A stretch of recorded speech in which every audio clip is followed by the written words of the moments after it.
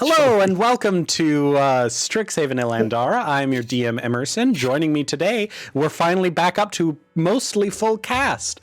With me is Carly, Alexa, Jerry, Trent, Dylan, and Deja. It's been a while since we've all been together and been a while since we played because I was on vacation, but I'm back now. Half our party is now in darkness and we are ready to rumble. Last session, we kind of got some plot threads going. Kaerthana's sister is a vampire lord who's leading an army on essentially the world, which isn't very cash money of her. So we want to go and fix this problem before the school shows up and just kills her. The problem is that it's a little tricky because if you cure a vampire lord, all of the thralls they've made will be released and essentially become full vampires, which isn't great because then it takes one problem with an army of weak vampires into an army of full strength vampires, which isn't great. The other option is if you kill her, it will kill all of her thralls. So that's kind of mass murder. Maybe. I mean, they're kind of already dead, but still, you get what I mean. Both of those aren't very happy endings. So you guys have been looking for a different route. You have, Tavash gave you guys a journal that potentially gives you the means to contact a Demagoth who may give you magic that allows you to get around this. You also, Tavash is going to give you guys the potion to cure your sister. But know that the potion he's giving you is one that will cure her in the traditional sense. So all of the ones below her will be freed at this. Also, to cure a vampire, they also have to emotionally repent their actions and essentially give up the power they have taken. It's not enough to just cure them. Tavash, there's also been some interesting things come up that it seems like Tavash forgot about some of his past in order to get out of his Demagoth deal. It seems like he knows that he went into the deal for his family, and the cost of getting out of the deal was forgetting that family entirely. So there's something there that he's, as he emphasized to you all, the cost will always be too much. Even if you don't think it is, it will be. And so there's that. You guys then, Kaerthana was kind of outed about her sister to the whole school by Valimachus Lorehold, which is a elder dragon that helped found this school. They're kind of the worst. They were essentially trying to scare Kaerthana into submission and make sure she didn't go out to track down the sister. It seems to have worked in the opposite. But also at the same time, Tanazir Quandrix showed up and seemed to kind of push Kaerthana to act. So it seems like the group has kind of landed themselves in the middle of some sibling rivalry. Just draconic sibling rivalry. Meanwhile, you guys also met with Witherbloom because you were wondering if, you know, the dragon of life and death might have some answers for vampirism. And instead she's like, I don't fucking know. I'm going to watch. And was just kind of like, I gave you guys the tools to survive. It's up to you guys to live. She's very natural selection. Only the strongest survive. She's helped you as much as she can, but everything else is just, if you're good enough, you'll live. If not, sorry, that's just the way of nature. But all in all, weirdly enough, she's kind of the nicest of the dragons you've met. Because at least she's predictable. Well, Silverquill is also predictable, but also predictably an asshole. So yeah. Valimachus is a bitch. Sorry, I just saw Alexa's post in chat. Absolutely. Okay, so sorry, I know this is a long recap, but I want to try to catch us all up on most everything that matters as we're building toward the end, or at least the more intense parts of this arc. In other words, I'm just going to stop dropping breadcrumbs and we'll actually do things. But meanwhile, there's a school dance going on. That's going to be fun. But besides that... wait, there's more. Yeah. this angel that is connected to Ryza seems to have a past history with the demon connected to Caerthana. It sounds like they might be brothers. But the brothers. Oh my god, they were roommates. Okay. But both of them, Grost has taken everything that he's kind of witnessed through Caerthana very casually, but upon hearing the name Polaris, he sort of got really serious and just straight up left to deal with things. So we know something's happening on that end. Grost also, Polaris also warned that Ryza, that Grost is going to try to manipulate the group into thinking Polaris is not trustworthy. And that's why Polaris offered this magical artifact. So that if you don't trust me, at the very least, here's a boon that I will grant upon you, free of charge, effectively, to show you that I trust you. And then Ryza was like, you don't have to do that. And then the angel's like, okay, I'll hold on to it for a little longer. But next time I'll give it to you. How about that? Finger gunned and then left. That's not what happened, but it's the same vibe. Not really at all. But yeah, then you guys got a message from Mina Lee, who was in the tavern when Valamakis sort of outed Caerthana's family history. She called Caerthana and was like, look, I want to help as best I can. You're my friend. I'm sorry you felt like you couldn't trust me. Meet me after dark in this tavern. Totally not suspicious. You guys went there. She's like, hey, by the way, I'm the head of the Auric at this school. Oh, and so is Greta. Greta happened to catch Ryza snooping, and in like 2 hits just knocked Ryza the fuck out, because Ryza rolled really bad. They dragged everybody in. You guys went into this back room of the tavern that has silence cast on it and anti-magic fields and whatnot. You guys are all back here. You found out that Greta is actually a changeling and just one of the method actor like characters that this changeling assumes. And so they promise to they promise to help cover your escape by transforming into Caerthana and going to classes as Caerthana, as well as other members in the group here and there, so that you guys are seen just enough that they can probably buy you anywhere between 3 days and a week of extra time. They know that the jig will be up eventually, but that's the best they can offer. They also said that they know of a way in and out of campus that goes through the Underdark, but it is rather treacherous if you leave the path, especially. Otherwise, you could reach out to, oh my god, not Loki. What is his name? Fane. His artwork looks like Tom Hiddleston, so I'm like, when I forget his name, I'm like, who is this? You could also talk to him about a way out, but you guys don't really want to do that. However, they did encourage that Astrid should reach out to her father, so that once you're outside of campus, he can perhaps hook you guys up with a means to travel fast to the war area, effectively. Do you mean Urin? Yes, Urin, your father, not your actual father. That's a whole other. Urin's technically my grandfather now. Yeah, I know, but he raised you. Yeah. So as far as the public is aware, it's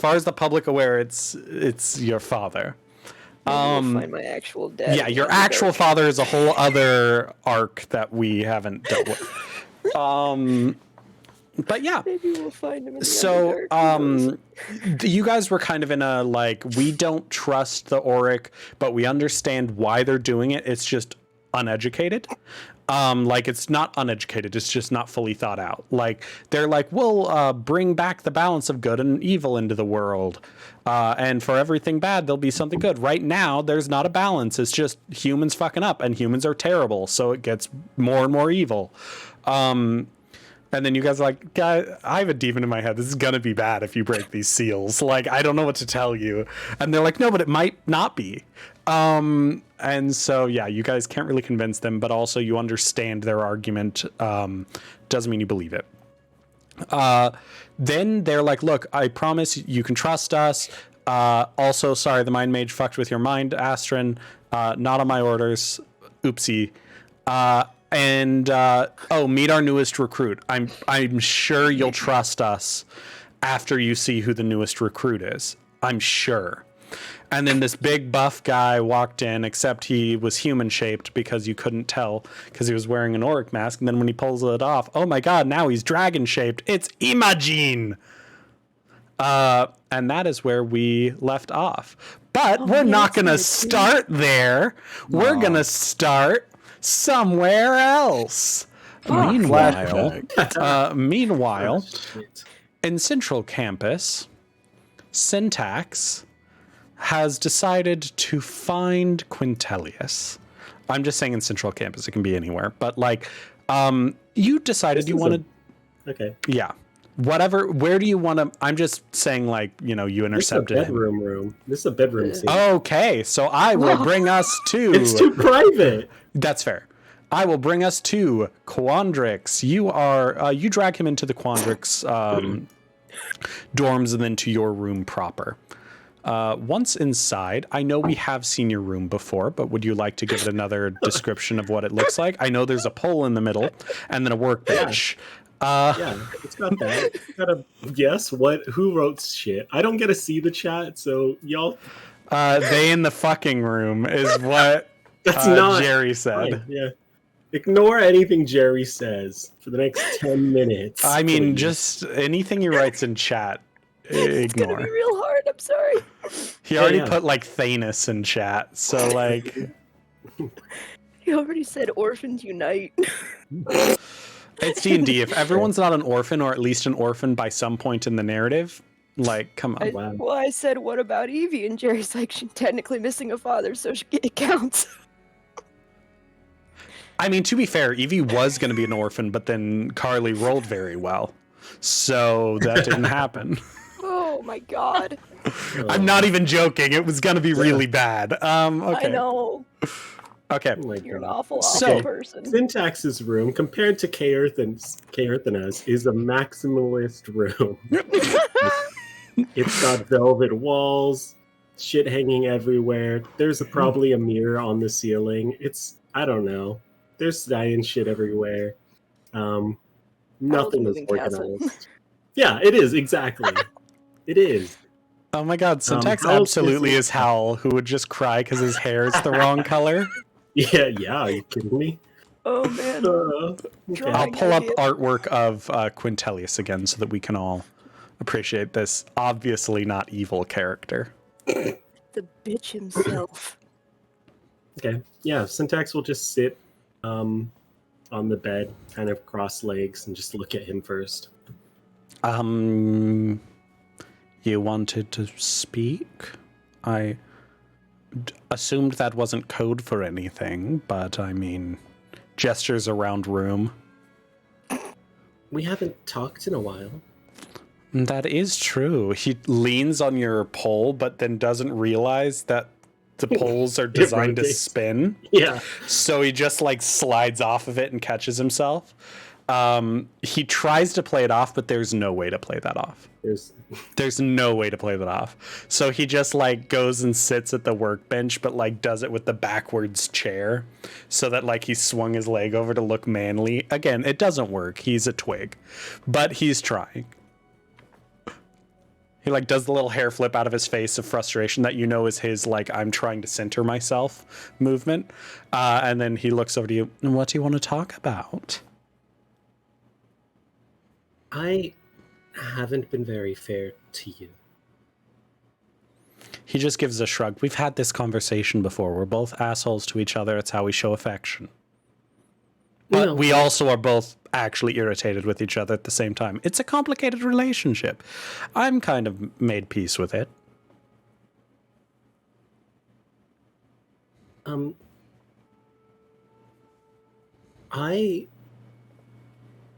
gonna try to be honest right now. you can see he wants to like kind of diffuse the situation, but like you realize, but then comes to the realization like, oh, this isn't the time to joke.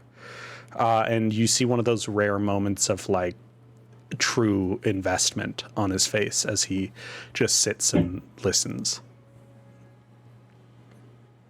Quintilius, I really do like you a lot.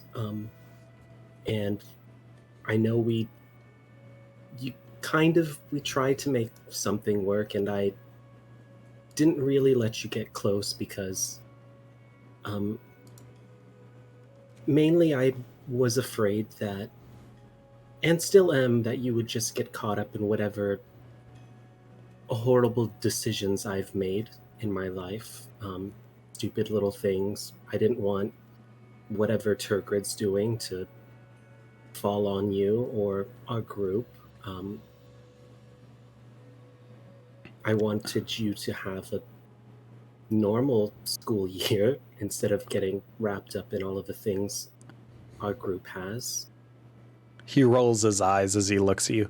I've already told you that I can take care of myself. I don't need you to protect me.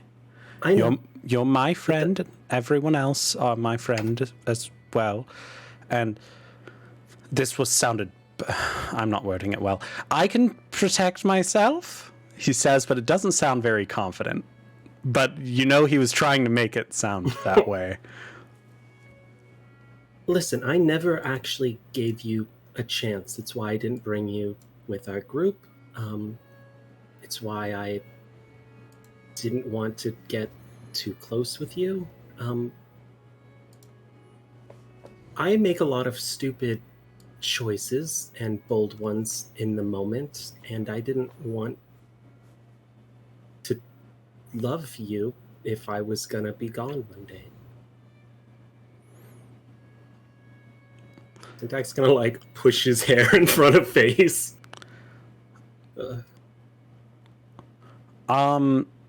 Quintilius kind of nervously fiddles with his hands, putting them in his pocket. Roll an insight check for me.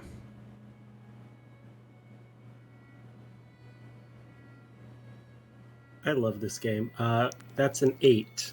Hey! Yeah. Syntax isn't looking at him. Yeah, he's, that's kind of the easiest way to put it. What Syntax doesn't see is how Quintilius's hand closes around his pocket watch. I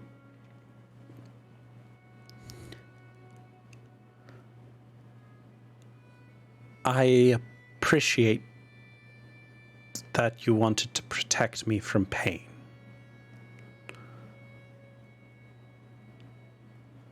But part of being alive is feeling that pain. I would much rather know the person and lose them than to have never known them, or to never have had the opportunity to love them. That doesn't mean that I will handle the pain well when the time comes, or that I'm even really mature enough to handle the pain. But I'll still take it if it gets me the moments like this. I just realized I never actually gave you options. It was never on the table because I never allowed it. And you don't have to like me. We've never really talked about that. Syntax. And I didn't. He's gonna make a roll. Oh my god. Syntax. He places something in your palm. It's the pocket watch. I'm the mind mage.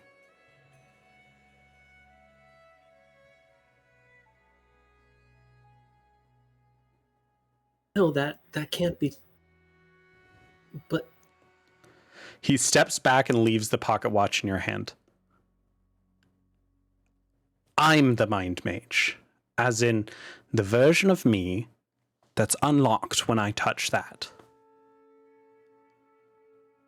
The reason why it never made sense for the other is because the other version of me mimetics. The other version of me doesn't know about this me. And Quintellus, yes, I almost pushed you off. I know, and you didn't know it was me, and I can't blame you for it. Why didn't I tell you? Because, Syntax, no one knows. Even the other Auric don't know my identity. Hell, half of me, points at the mimetic, doesn't know. During the school day, that version of Quintellus has no clue I exist. All of the pain, all of the reason why I even carry that locket, he doesn't remember. Why do you think he didn't even talk to you when you took it? Why do you think he was confused when you handed it back? He has never seen it. And I live like that because it's better to not know and not feel. He can live a happy life because he doesn't know what he's missing. I'm doing it to protect that him. You would rather love and hurt and lost. Yes! Yes. For everyone but yourself? Like I said, feeling the pain, I can't say I'll handle it appropriately, gestures at the pocket watch, but it's my burden to bear. It doesn't mean that the relationship that I lost wasn't worth having. It just means I have to figure out how I'm going to deal with that pain on my own. It's not that person's job to protect me from their presence.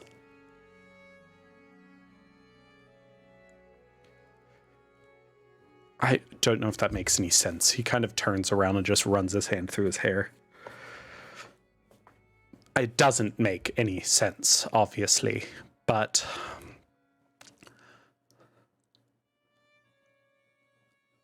why are you here then?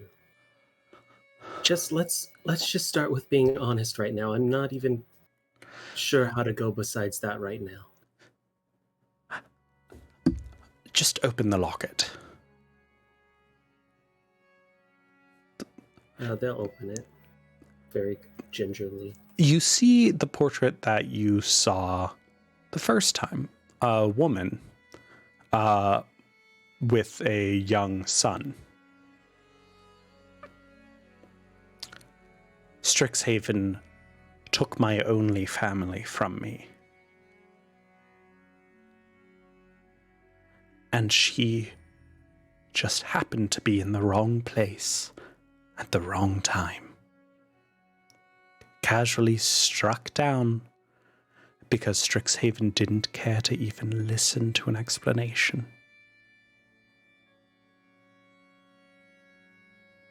This is why you hate Mavinda? Yes, it is. Because while she puts on a front of being this kind and loving person, I've seen the real her. The kind that will storm through a village and slaughter everything in sight. Simply because that village was harboring a criminal. Harboring someone who had illegal magic. Do you know what that illegal magic was, Syntax? Resurrection. Healing. Our village had been hit by a plague. We'd lost almost everyone. All of the children were dead. Except me and 3 others. The visitor came to bring back the children. And Strixhaven slaughtered him.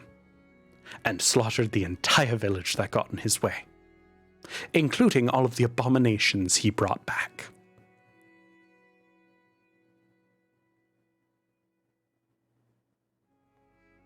And my mother.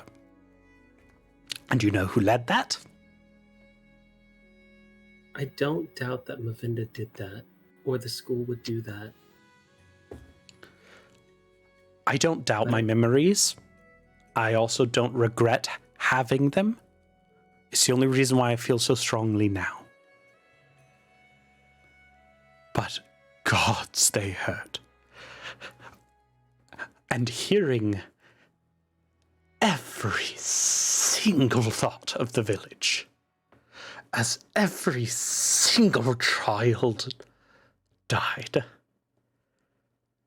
only to come back with immense joy and be crushed so much more after. I can't do that, Syntax. I don't think you understand just how noisy my world is, Syntax. You're the only person who it's not noisy around.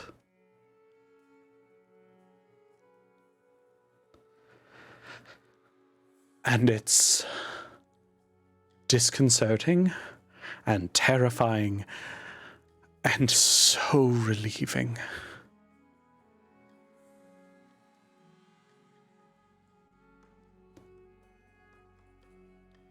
They'll just kind of get up, and then they'll stand in front of Quintilius, and then just take his hands and gingerly just guide him to standing. He's very clearly crying. My plan was, after I took down Mavinda, I would end my own life. But because of you, that plan changed. I was going to destroy that mimetic. Lock away this version of me and all of that pain so that the other version of me could live happily, because I didn't think I'd be able to feel happy again. And I can. And I know I'm going to feel the pain again. And I know I probably shouldn't want it, but I can't feel alone anymore, Syntax. And I know it's selfish. And I know you're here telling me about how you can't promise to be there. But I say, screw it. For however long it is, that's however long it is, and we'll work together to make it longer. Fuck the school. Hell, by their own standards, they should have destroyed you, but instead they admitted you into the school. I don't know why, but maybe because... I don't know, maybe because they plan on not letting you fade away, or maybe that's just me hoping, and maybe I should be shutting up now, but Syntax is gonna kiss him. Yeah, it's gonna be one of those kind of surprised kisses, and then he'll relax into it. I'm sorry, Syntax. No, and I'm sorry because I'm not going to remember this conversation. And he reaches out and touches the mimetic. As he touches it, it just kind of clatters out of your hand and his hand to the floor, and he just doesn't seem to register it. As he shifts back, Syntax, look at you. You've made me cry. Of course I want to be with you. I'm not going to leave you. I love you. I mean, sorry, is that too soon to say that? No, it's fine. Is that your pocket watch? He points at the ground. Syntax is gonna pick it up. Yeah, I just made it. Do you like it? It's very pretty. It seems familiar somehow. I can make you one like it, maybe. I'd love that, Syntax. You know, there's something about you that's just... I mean, you're insane. Don't get me wrong. You're crazy, but I don't know. You're just also weirdly calming to be around. I'm glad you feel that way. I think I just need to lay down for a bit. Oh, yes, I'll let you go. No, please, just stay for a bit longer. Oh, of course. And he'll lay down next to you. Okay. Done. Move on. I need a break. Yeah, okay. Inspiration to you because you did very well in that scene. That was a very heavy scene. It was. But yeah. Okay. Meanwhile, the other party members, also I actively timed out Jerry during that scene because he was making ridiculous jokes, and I'm like, I can't read that and act this scene, so I'm gonna time him out before the scene even properly starts. I was trying so hard not to laugh. Well, It was so funny. I knew where the scene was gonna go, so I just was like, if I like, oh fuck. yeah, like I wasn't mad, but I was like, if this is here, I'm gonna break in the middle of the scene. It's not gonna be good. You didn't. I was so proud of you. No, you should. I'm glad you did that because literally the only thing you would have seen in chat was invest in these nuts. Yeah, it was. I saw that and I was like, I can't even read it. I can't even read it. I'm gonna break. I have to get #emotional, and I'm not gonna be able to. I was like, ooh, Jerry's in trouble. No, it was not that. It was for me. It was for me. It was not because of you. I just couldn't. I couldn't handle it. Okay. That was too good. Yeah. I just have it set up where the chat's like right next to the Discord window. Yeah, and it just vanished. Half of it Just sees vanished. Deleted. What is nice is that all of that chat is still on our actual stream proper. Okay. You just can't read it because the font's too small, but it's there. Deleted by moderator. Deleted by moderator. Deleted by moderator. Okay. Funny. Apologies. I had to acknowledge that because I wanted you to know I wasn't actually mad at you either. No, I knew. Okay. I was just like, oh shit. Okay.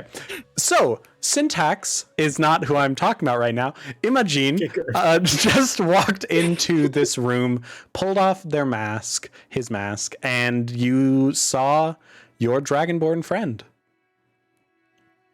standing there. Mina Lee gestures over to Imogene.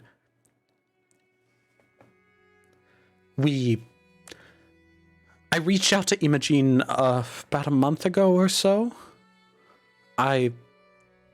Again, Kareth and I was saying earlier that I was afraid to reveal myself until I felt confident you wouldn't at least immediately report us to the school. And well, let's just say I've been seeing how poorly Imogene's been being treated by Silverquill, and we've chatted a bit about his experiences, and well, I figured he was a good person to start with in the group as far as explaining our sentiment. Please don't be mad at him. I pressed the importance of keeping this secret. If there's anyone to be mad at, it's me, not him.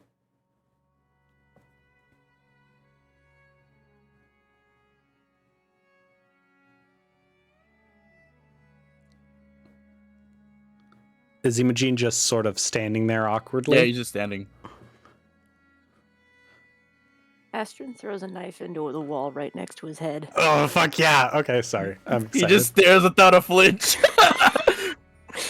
Magic doesn't work here, so it's a real knife.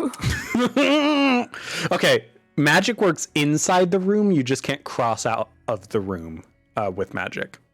We'll just say she doesn't understand that No, part. I still like that it's a real knife. Golden opportunity for you, Emerson. Faye is not all right. Hey, roll me. She was able to keep cool throughout the whole Mina Lee, Greta, Changeling. Yeah. All that, cool. Now, nope, not okay. The tipping God, point. the Roll last me straw. a charisma save. You need it's rough. You need a higher. Oh, you're fine. Never mind. You got a 20. You're fine. Damn, you're You're feeling fine. great, actually. Yeah, no, it's no worries. Yeah. You needed higher than a 16, and like, no, you're fine. I guess it's fine. You just hear in your mind, breathe, Kaethana. Don't lose it. That would be very unbecoming of my new best friend. Somehow it worked. I hate this guy so much. Yeah, that's the point. Yeah, same. He's like, actually, no, lose it. I don't know what it'll look like from my perspective. Oh my god. This is one of the few times where she actually does respond to him, and mine is like, I need you to just be a spectator and not. He pantomimes zipping his mouth closed, but horrifyingly, there is a zipper as he does it. There's like a glint in his eye of like, wasn't that amusing? Oh my god. But you also know he did it like partly for the body horror of it all. I love it. But yeah.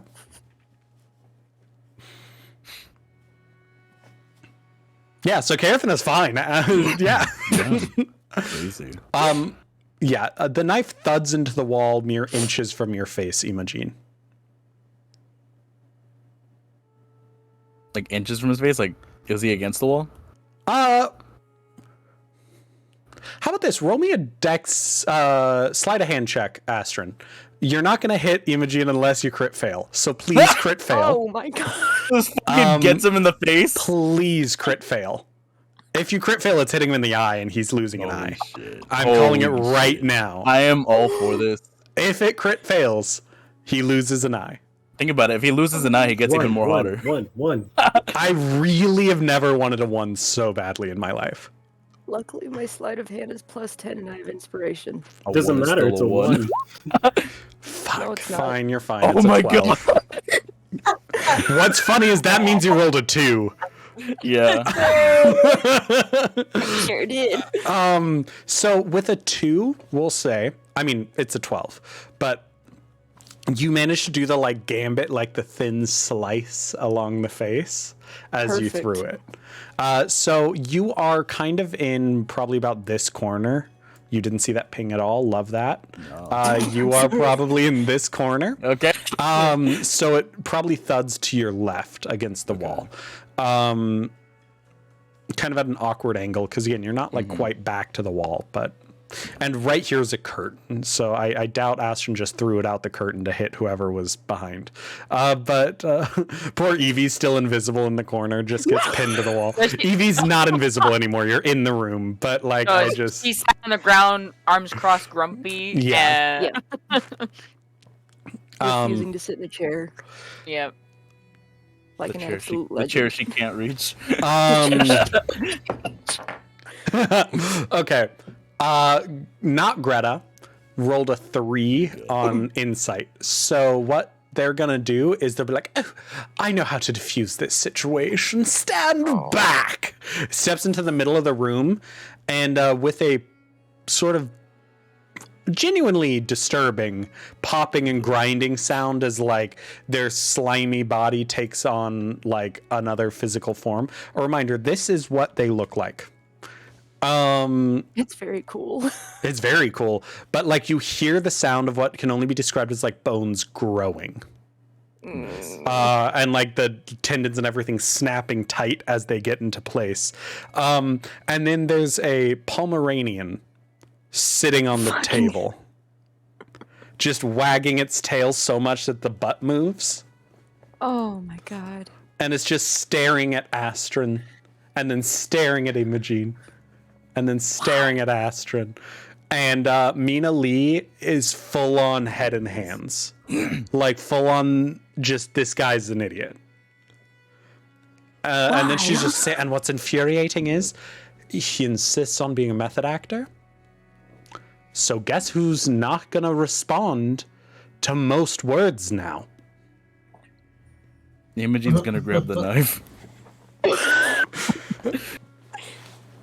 Can And just- Astron grab the dog? Yeah. Oh man. Scruff of the neck, because it's a Pomeranian, it's not very big. Yeah. And just walk out of the curtain and drop it on the ground real quick and walk back inside. That's yeah. Mina Lee's like nodding in agreement. Do you think I was gonna throw it, or was Mina Lee's like, it's not a That's real what I was dog. gonna do right now. It's not a real dog. You can throw it all you want. Yeah, maybe If I'll if do it that was a next real dog, don't throw it. Let's time. Why would I objectively. do that? Okay, I didn't want Do you to you think think the I'm Auric were like Asperger's, like no, but I everybody didn't want else? you to think the Auric were pro animal cruelty. We're very much so not. Well, I guess Well, we I don't have usually any have official something going for we don't you. have any official rules on animal cruelty, but I feel like any basic person is against. I feel Well, like I'm getting thank you. off track. Well, This thank the gods you have a line somewhere. we have lines. I don't want to hear Um, it anymore, Minally. That's fair. I have a feeling you two probably want to talk. What she- gave you that impression? She looks over at Karithna like this was a bad idea in her eyes. Greta comes back in the curtain. Still a She's like- dog? No, Greta comes in. Oh, even worse. That I will kick. She just sort of like leans against the wall, sulking a little bit, but doesn't say anything.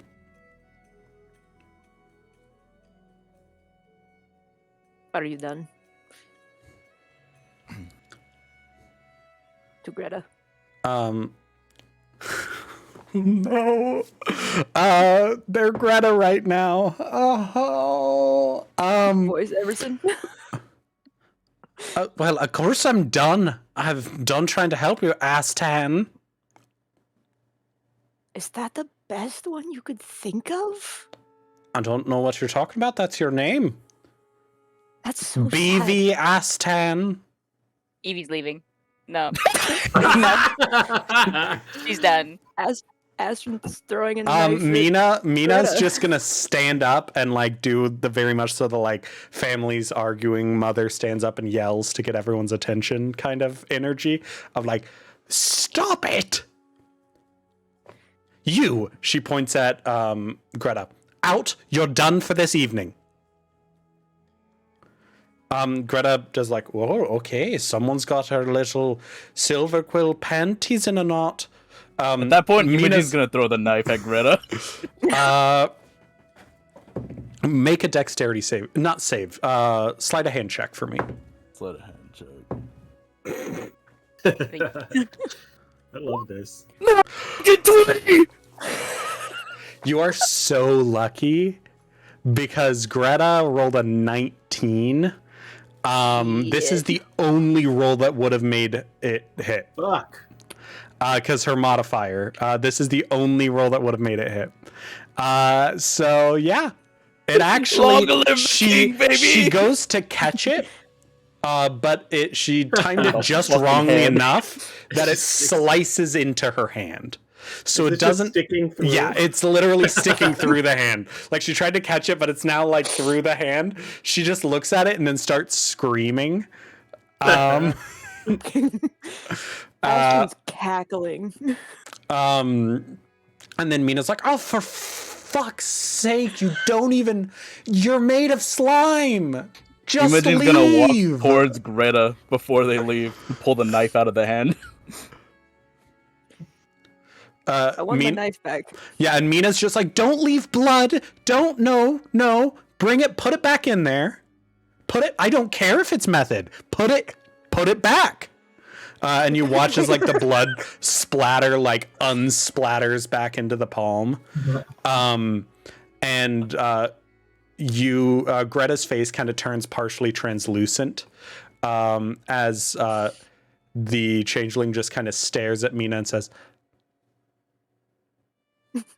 this was a challenge, and I failed to maintain character. Oh my god. This is my fault and my fault alone. I shall go and think about what I've done wrong. And then they turn dramatically, face folding back into the proper Greta and storming off. Did I get the knife back Astron at least? holds out her Yes, you hand did. Like You an did. arm bar Okay. to get a knife back, though. Yeah, you got the knife back. Okay. Mina then just says, I'm so sorry. They somehow completely missed the point. They didn't miss a point, though. Okay, but in all honesty, do you see why Imogen's I gonna was... look at Astrid and smile about that. In all honesty, though, do you see why I was so anxious to recruit more people? Because they're useful, but they're dumber than a sack of rocks. I guess you win some, you lose some. And again, Imogen is very skilled. Yes. And to be fair, I did recruit him with the caveat of saying that I plan on talking to all of you eventually. I don't know if that changed his mind at all. She gives him side eye, but I like to believe it might have. You're free to say something anytime, Imogen. Just gonna keep quiet, smiling. Oh my god, for someone in Silver Quill, you're quite silent, specifically right now, and I don't appreciate it. Well, tonight was a fuck up. She just leans back. Maybe you should have just approached all of us instead of sending a somewhat ominous letter to Kaerthana Well, about meeting in a again, dark... I thought this was just going to be a empty casual tavern? conversation. It went very well with Imogen. I was trying to recreate that. Normally, my plans work very well. You can tell, like, that might be the biggest source of anxiety in her right now, is that her plan failed this spectacularly. Are you She's- not used to failure? Oh, I am, but I have contingencies, and they always work. At this None of them moment- worked. None of them worked. That's what I'm saying. Are you not used to failure? No. No, I don't fail, Astrid. When That's weird. Mina Lee says should. that, Imogen's gonna tap into Astrid's head and be like, "It was actually very, like, quite dull when she tried this the first time. I just went along with it to make her feel good." Oh, really? All right. Oh yeah, you can talk in Astrid's mind, right? Yeah, telepathy. Oh, that's weird. Okay. No, but it's funny as shit if you say that out loud. That's up to you. Oh. No, I'll say it out loud. Imogen, are you doing the secret mind talking again? You're just gonna keep smiling. Oh my god, have you been talking this whole time? But to them in their minds, this whole time, Imogen. Really? You'll just put up like the number 1. We'll I let don't you know what figure that out. means, Imogen. How is that helpful? Are you telling me to be quiet? Astrid will just hold up a hand to high five Imogen without looking. Oh my god. Oh my god. You're somehow more annoying than the changeling. You're just now figuring that out. Sorry, that was rude. You're not more... That is a very, very high bar, and you're not there. I apologize. That was rude. Oh my god. It's been a very long evening. It took a lot to get Extus to agree to me using the changeling to help you escape. They were not happy with the idea, and I apologize if I am not handling things as well as I should. Reminder, Extus is the leader of the Auric. Sounds like a bitch. I actually can show you artwork of Extus, because their look, just like the Auric masks, their look is something that the Auric has publicized, right? Like, their masked look is recognizable. Let me just find good artwork of it, but keep going, and yeah. So, back to the topic at hand. Kaerthana, we're going to help you get out of here. Agreed? We'll cover for you. Okay. You guys aren't going to reveal who we are because you guys aren't mean. Obviously, it's a little more than just being mean or nice, but you get what I'm saying. Please don't reveal it. I can't tell you who the Mind Mage is. I don't know. No one else knows. But we'll get the Mind Mage to wipe Tavash's memory of you guys talking to him. Deal? That's what you asked for. Yes. When do you want this to happen? I was gonna say we'd be good to go starting tonight if you wanted, but I think probably it will have to be at least tomorrow. Because our changeling just walked out. Well, we need until the end of the week. Sebastian is working on something, and we need until then before we can go. She furrows her brow. The idea of leaving on a weekend is predictable. How about Tuesday? Or this world's equivalent of Tuesday. Sure. He should be ready by then. Now, she pulls out a map of the school and just lays it out and then points at 2 locations. One in Central Campus and then one in Lorehold. You have 2 options of getting into the Underdark Passage that'll lead you out of here. Tuesday, yes. That is actually what it is now. CHUES. In it. And Monday is one day because it's the first day of the week.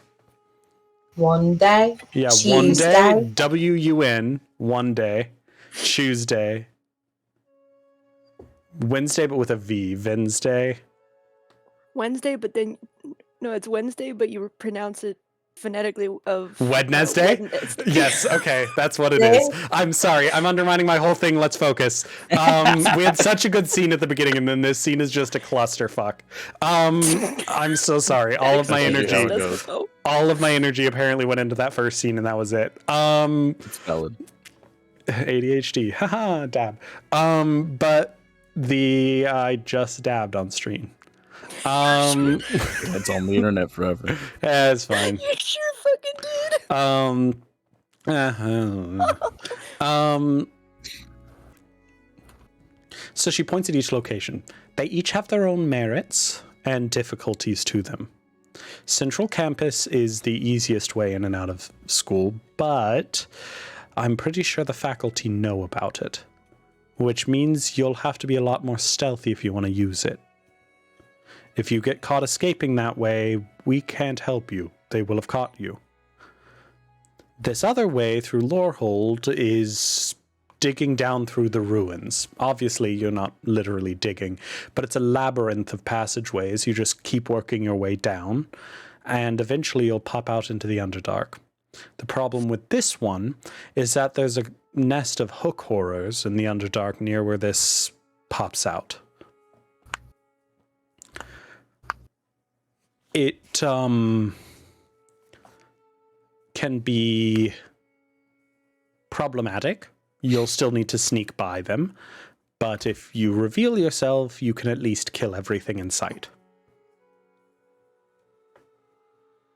I know that sounds harsh, Evie. You don't have to give me that look, but I mean, it is a valid consideration.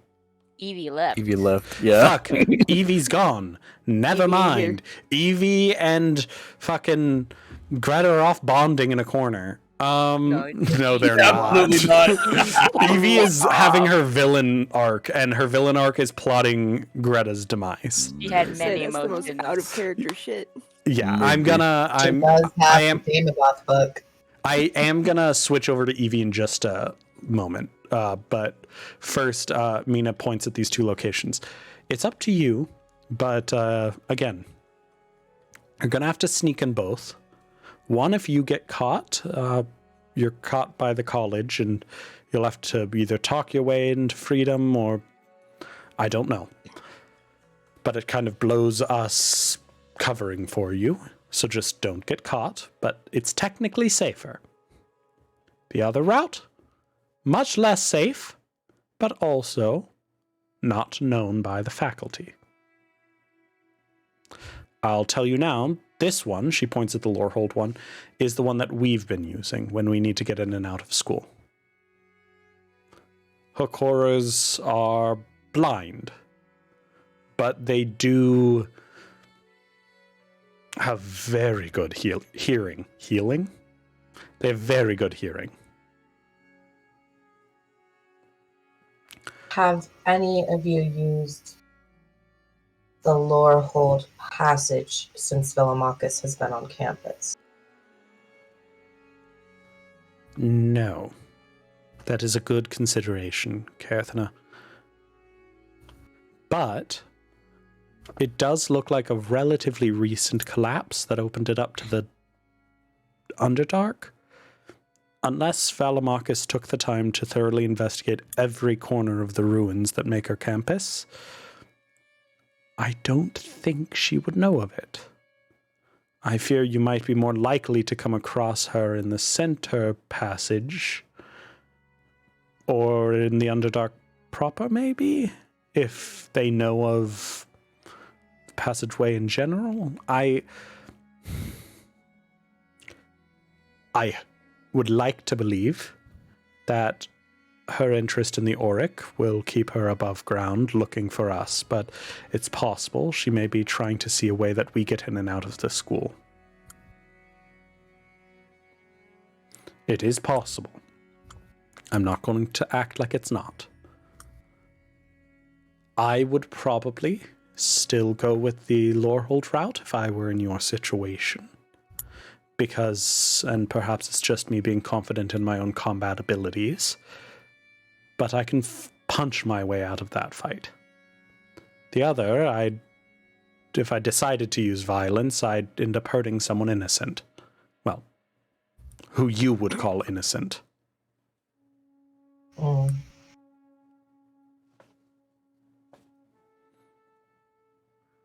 You have time to think it over. You're not leaving until Tuesday, but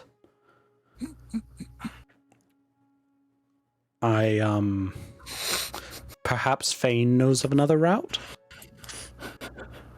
But if not, these are your only options. Once in the Underdark, she looks like for free. She gives you the most no shit look ever of like, I go to Silverquill, I've had to deal with him too. Like, kind of like, yeah, he's a piece of shit. Rumor has it he has smuggling compartments on the trains. Who would have thought? I mean, I don't think it's very creative personally, but It's really not men of his talents. I wouldn't call him talented.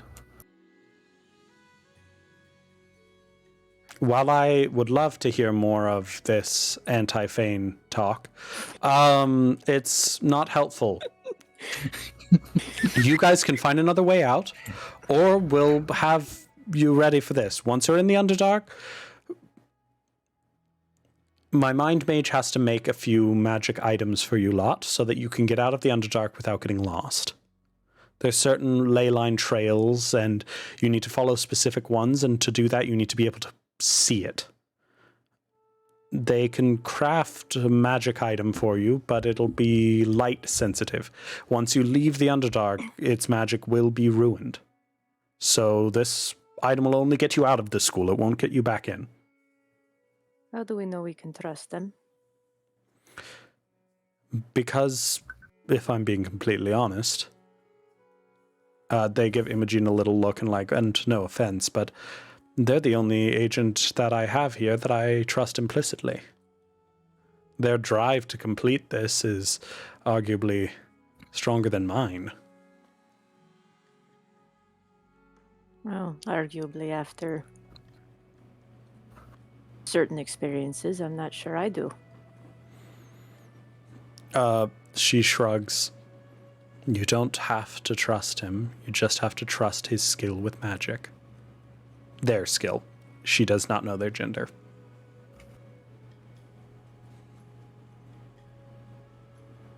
And I think we can all agree they are quite gifted. If you don't want to use their magic, you just need to find another way to sustain a detect magic spell for upwards of 8 hours.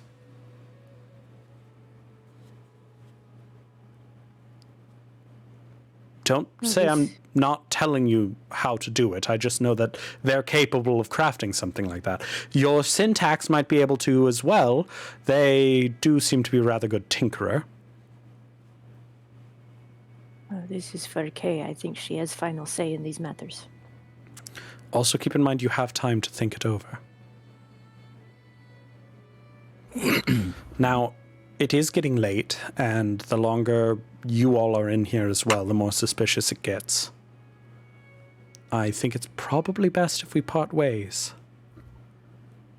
Know that if you ever need to speak with me, this booth we have rigged with silence and whatnot, but in order to activate that, she puts her hand in the center of the table. You have to put your right palm in the center of the table, and then she says the word silence in, what language is it? In Undercommon. And you feel the magical aura of the room dissipate. Will work every time, is all she says after that. She puts it back in the center and says silence again. You feel the aura come back up. If you need to speak with us, we only speak in this room. Otherwise, we don't know what any of this conversation is about. I will actively deny anything, and will go so far as to turn you in if you do something that makes it seem like you might be an Auric to save my own hide. That is why that part we've seen already. Unfortunately, it's a matter of survival. I expect no less from you all as well. So we only talk in here. Anyone else care to turn it off, or are you okay with me doing it? It's kind of fun. No? Okay. Sorry. I was trying to let you test it, but no. She puts her hand in the middle and says silence again in Undercommon. She gives Imogen a, like, tough crowd kind of, like, look. And then as she stands to leave, she goes over to Kaerthana and gives her a hug from, like, behind as Kaerthana stays seated. And then just says, I do care about you a lot. I really do. Know that I'm here for you. And then she stands up. Oh, yeah? Kaerthana is just stiff the whole time and just, like, removes her arms from her. Like. Yes! Mina Lee, those who can see her can see there's a little bit of, like, hurt there, but, like, it makes sense. I'm gonna let her, like, have space kind of thing. And so Mina just kind of, like, nods and does a swallow and I'll talk to you all later, but I do need to close up the fire jolt. Unfortunately, only Kaerthana and I are allowed in here this late, so if you guys could all have your study session elsewhere?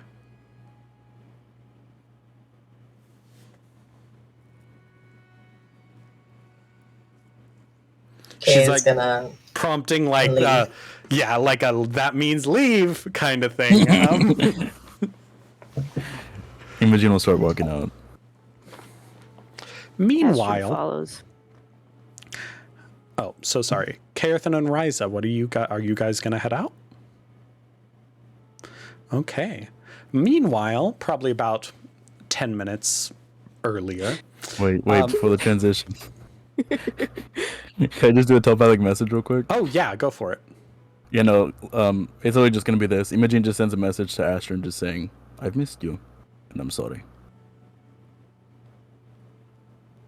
She'll telepathically back. We'll talk later, but I missed you too.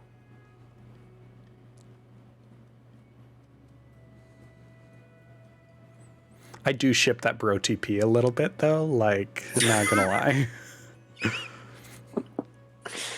It took all of my impulse control not to lean in, and I mean, I leaned forward for it, but I stopped myself when he said "I'm sorry." It took all my impulse control not to be "Hi, sorry, I'm dad," because I've been doing that as a running joke to my friends for the last week, and I almost did it and interrupted the scene, but managed to save it till the end. You're welcome. Okay, so Carly, Evelina I don't wanna play is. anymore. We're gonna do this Evelina bit, and then we're gonna take our 15-minute break, if that's okay with everybody. Evelina, what do you do? Greta just left, or no, you left before Greta. Yep. So I'm assuming in a little sort of the like owl puff kind of energy, Evelina storms out. And What? she tries to push through the door and just kind of flies away from everything Okay. there. Where's Evelina going?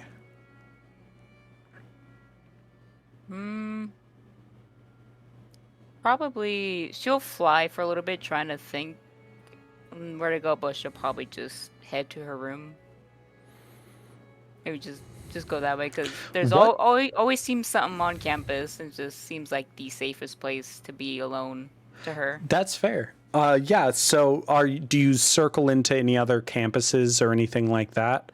Is this essentially the equivalent of like an angry run where you're just running and you don't really figure out where you are Kinda, yeah. until you Trying to kind figure out of where to clear go, your and then, head and then?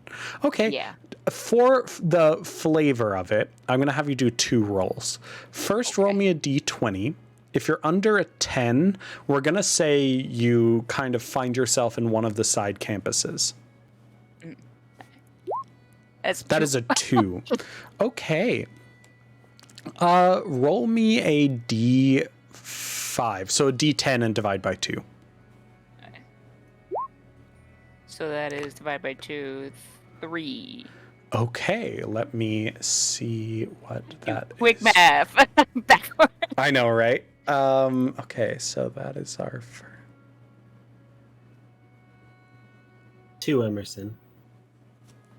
Oh, yeah, not what? 2? If you're gonna do it by divide by it. If You're do it in right. You're segments, right. fine. Yeah. How is Okay. it? You find yourself, and this is actually rather thematic, so I'm totally okay with it. You find yourself standing on the bridge in Lorehold campus. Perhaps your frustration led you to a place that felt close to your mother.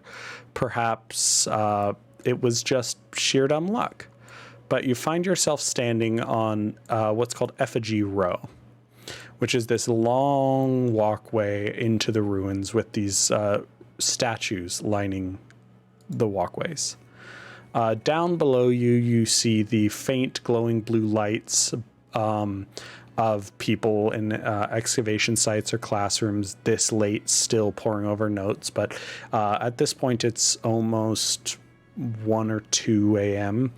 Most all of those lights are out. It's just the faint little ghosts of people pulling all-nighters or whatnot in the middle of the semester. I'd argue actually you're probably still in about around the first third of the semester. Not quite middle yet. But you can turn around and head back to your room. Or you can kind of just mill about on this campus. It's up to you. I just figured if you're going on one of those I need to find my happy place kind of runs, I figured let's see where randomness might bring you. As I don't do enough random encounter stuff anyways. But yeah. She'll probably maybe stick around on this campus. Kind of as wondering, kind of think back to that one, was it a construct? Yes, it was. Alabo?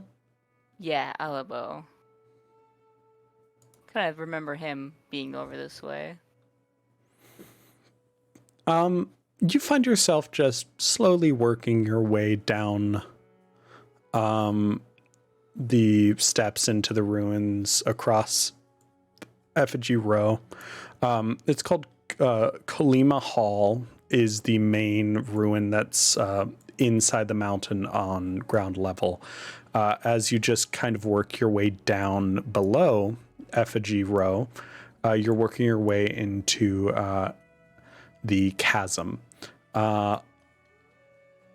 As you work your way lower down the banks of Effigy Hall, You find yourself kind of stopping probably about halfway down to the lower layers of classrooms. You're not quite to where they're ruins yet. And Alabo, you remember, is housed down in the ruin level. Very much so in an area that's sort of hopefully not a place students will wander across. But the reason why you stop early is because you hear kind of a creaking and clanking sound. Kind of like the wheezing motor and grinding gears of something old. Kind of clockwork sounds. And before you can really, or not, I guess before, but as you're kind of processing this sound, you round a corner and you see working its way up a set of stairs is Alabo. You notice what kind of looked like a metal shell before, a single sheet of metal, almost sarcophagus-like. As it moves, it flows over its arms like fabric. Even though you've touched it, you know it to be solid metal. The enchantment seems to allow it to move quite freely. You see two of its hands clasped in its front and the other two sort of swinging as it's walking its way up. But again, all of the movements are very fluid. It almost looks like it's balletically sliding its way up these stairs, which makes the grinding and creaking sounds so much more unnerving, because they sound much less smooth than what you're seeing. Its head tilts up to you and then rotates slightly to the side as it appraises you.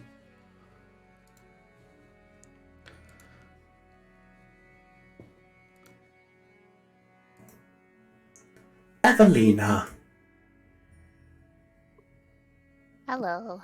you are in distress, Evelina.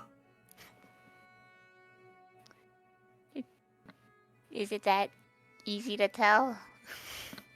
Of course.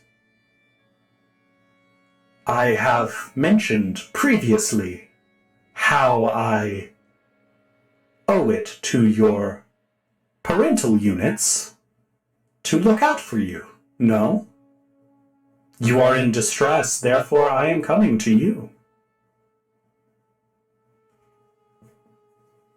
Did you know before? Did you only know now that I was not okay? How long were you not okay, Evelina? How long was this before, compared to this now? Maybe a couple minutes ago? Just not feeling as okay? They move startlingly fast. And all of a sudden, they are right in front of you, kneeling down. The center two hands open, and you see glowing white light in its palms. I will make you feel better, Evelina.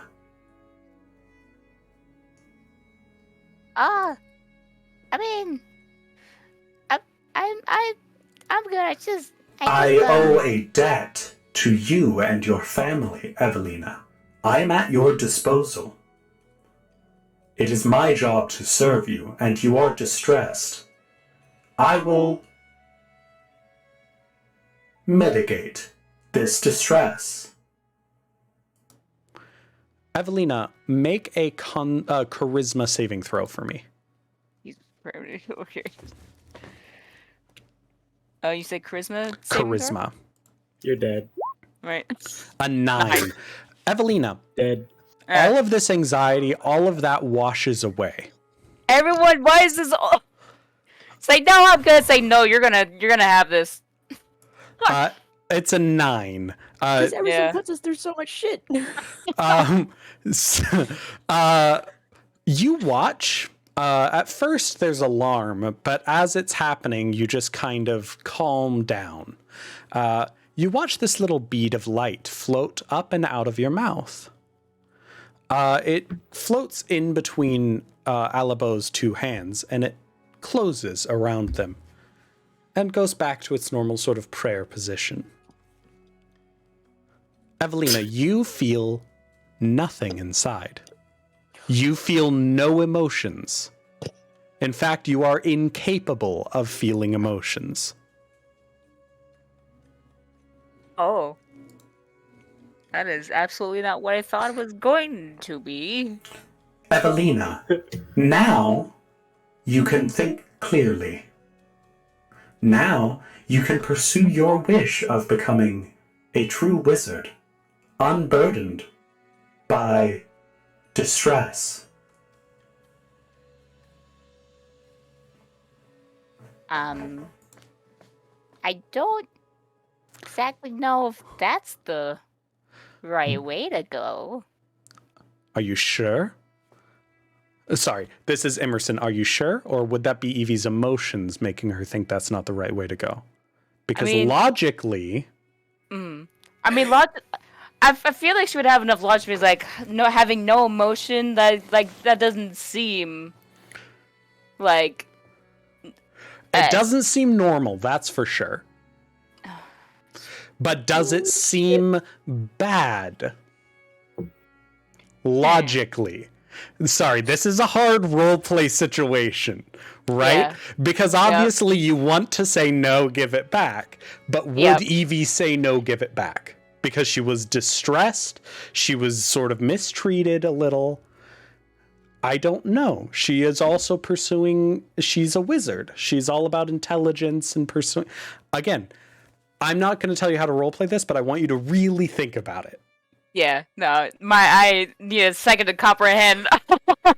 But yeah, I think she'll like stop to think.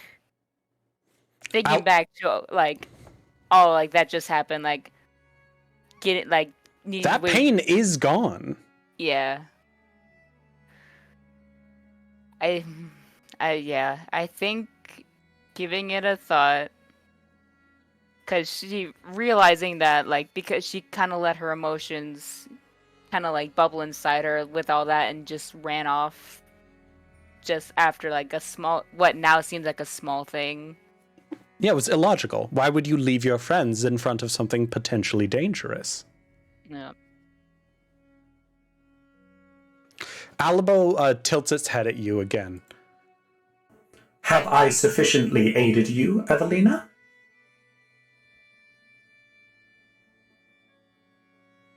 In a way I wasn't expecting, but I do feel a bit better now, yes. You should feel nothing now, Evelina. You are correct, yes. This is true. I will hold this safe for you. You may request it again at any time. I will not harm it. It is my prerogative. I do appreciate it. Thank you. It gives you... It gives you a very sort of like robotic down-up nod, turns around, and starts gliding its way back down the stairs. At least, like, Shadow's like, have a good night. I do not need rest. It says as its head rotates 180 degrees around to look at you before turning back around. Again, the fabric metal around it bends with this movement quite naturally. Mm-hmm. Again, the face, the mouth, nothing moves as it speaks. Okay. I guess Emo just stand there, like, just watch him go. Give a little shrug, and then just kind of head back. Roll me an insight check real quick. Cool. Great. With disadvantage, because you don't have emotions to necessarily read as well. Nope. 7. Nope. Correction, I apologize. In this case, it wouldn't be with disadvantage because Alabo does not have emotions to read. But normally, so it's just the first one, 15. Okay. You watch as Alabo, when they get to the bottom of the stairs, you hear more creaking and hissing coming from it as its arms are sort of moving in weird positions. Its back is to you, so you don't know what it's doing. However, logically, it said it would do anything you requested. So you could probably request to see what it is doing. If you cared. But I feel like, I feel like there'd be at least some sort of curiosity. Yeah, you are a wizard, right? Like, if there's a class that's gonna want to see everything, right? Yeah. I mean, after all that too, it's like, oh, you're gonna take the motion away. Sure. It's like, oh, what you doing? I think she might be curious. Just be like, but did it just? You said it just stopped, or it's stopped at the base of the stairs, as if like far enough away that it's like in a safe position, and then its arms are doing something strange, very robotic, not the fluid you've seen before. Fluid movement. It seems to almost like a spider curling its arms in forward. It's that kind of gesture it's making, but of course, whatever it's curling in on, you cannot see. Okay.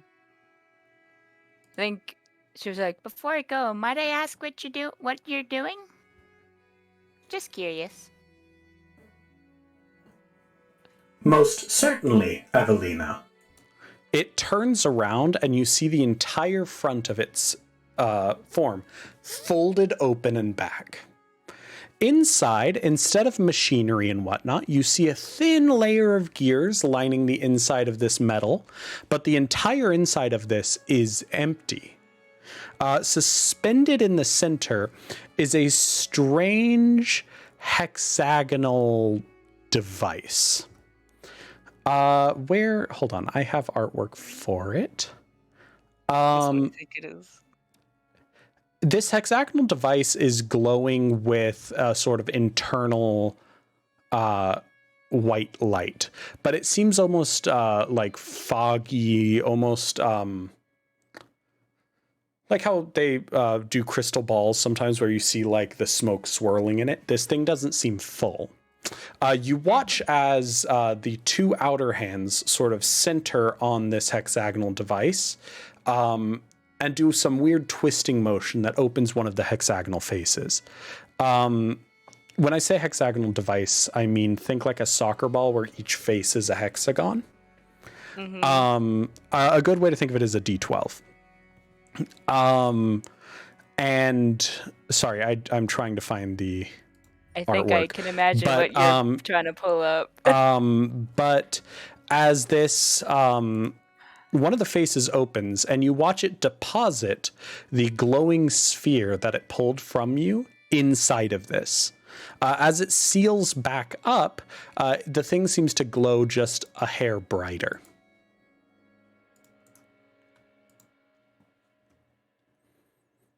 And then Alabo's body closes around this thing, and as its body reseals, the palms of its inner two hands again glow with this light, presumably the light of this hexagonal object. Here, I found artwork. Let me put it up in our thing. But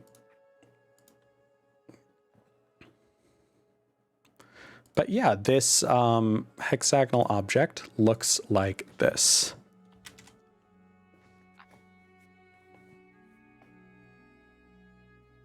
Mm-hmm. Again, not hexagonal, but you know, hexangular prism. Is that a hexangular prism? Is that what? Yes, a destiny engram. Perfect. Are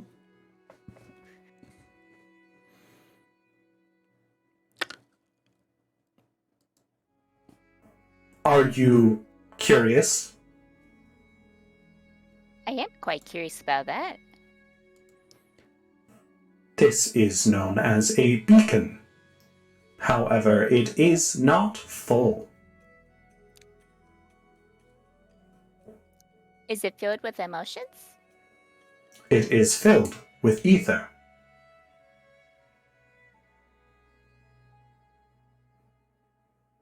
Roll me an intelligence check. Okay. This would be a history arcana check. Arcana. What am I A rolling? new hand touches the beacon. Yeah, exactly. I hate that it. Yeah. I'm getting flashbacks, Emerson. Yeah. So I had one of these things in another campaign Carly played in, set in this same setting. So Carly knows some stuff, but everyone else is like, I'm "Oh, getting cool, PTSD soccer from ball." this. But yeah. So you said three different things. Arcana. I said three different things. I'm sorry. No, It's an you're good. arcana. That's a 23. Ether is another word for the soul component of life. So life is constructed of substance, agency, soul, and self.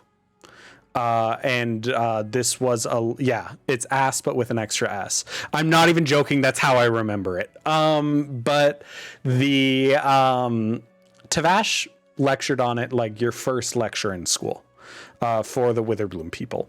It's essentially unlife is lacking one of those elements, typically soul. But in this case, you can deduce with a 23 Arcana that essentially a portion of your soul, the portion that was emotional, was removed and stored in this device. You would also know that this is another term for pure positive energy. Ether. Or aether, however you want to say it.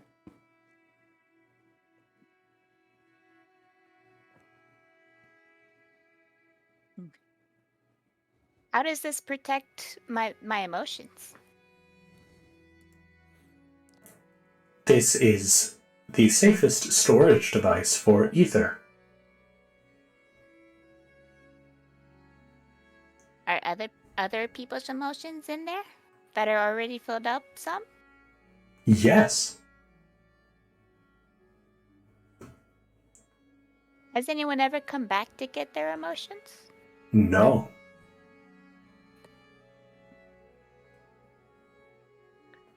What? How'd you come across it? It is my purpose.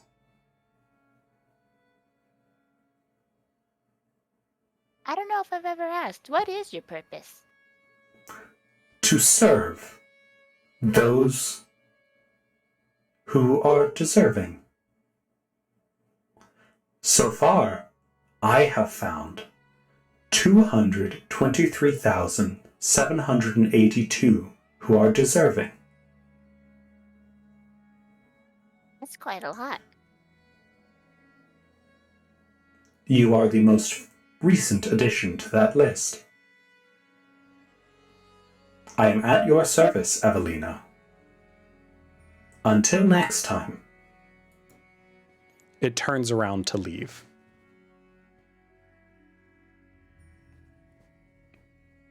Who was the last person before me?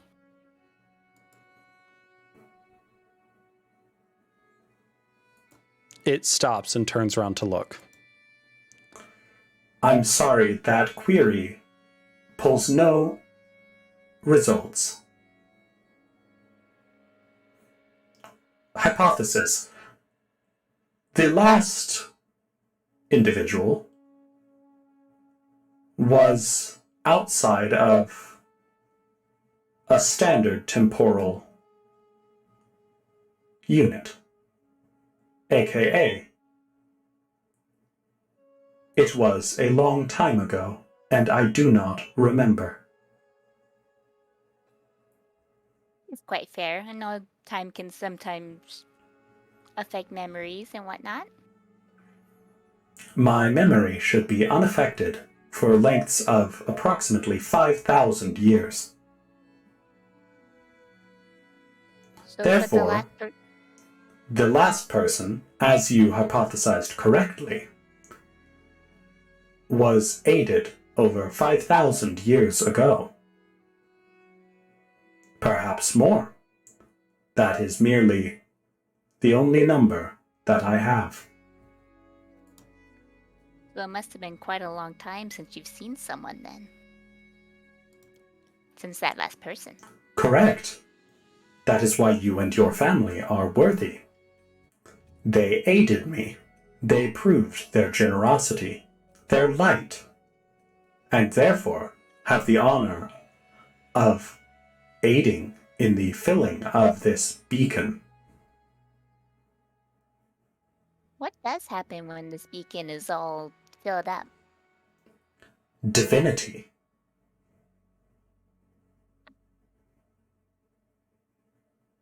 In what kind of way? Does someone just get divinity, or is Divinity. it okay? That's quite interesting. Huh. Well, I don't want to keep you too much longer. If you want to have to be somewhere, well.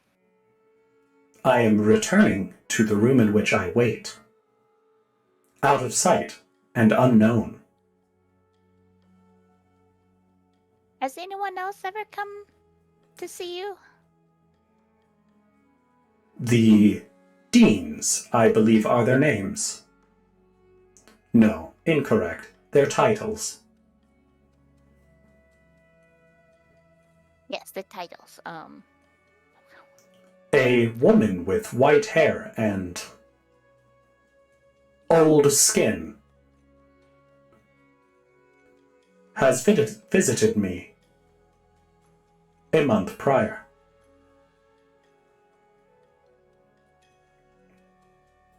Did That is about when Valimachus showed up. Yep, I was gonna say. Old skin is just, she presents herself as an older woman. It's just Alabo being weird. Probably. She wore like red and whatnot, right? Yes, she did. Was this? Oh, sorry. What? Yes. Nope. You're good. Was this lady like wearing lots of red? Seemed very just kind of out there a lot. She was rather outspoken, correct. I offered to aid her, and she threatened my termination. I think you met, the Elder Dragon of Valimachus. Valimachus Lorehold. I recognize that name. Entity is deemed enemy. How come? Query, is this entity Valimachus Lorehold, aka the woman in red with white hair and old skin? She showed up about the same time as you said, so I think they are the same thing. Logical conclusion. Thank you, Evelina. I owe you much more. You have warned me of a potential threat.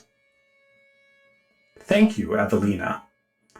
I will respond accordingly. Well, thank you. Would not realize that she may have been such a threat. Do you by chance know why she is categorized as a threat? Or an The enemy? Elder Dragons are antithesis to humanity's prolonged survival. My job is the prolonged survival of humanity and elevation to divinity. Ergo, the Elder Dragons are my enemies. Oh, I see. Okay. Well, it might be a good thing to let my friends know that they are a bit more. We should be more wary of them than we originally thought to be. Warning, Elder Dragons are quite potent. Be careful in whom you confide. I must return deeper into these ruins so as to not be found again by the enemy. Oh, that is quite fair. Well, thank you very much for your time. My time is eternal. Only my aid is needed to be thanked, and even that was given willingly. Farewell, Evelina, and enjoy bliss. Will do. And it continues grinding and creaking its way downstairs. If Evelina could feel fear, she might, but she can't. Oh. So when this knowledge becomes relevant to confide in others, she will, but until then, it's just knowledge. Yep.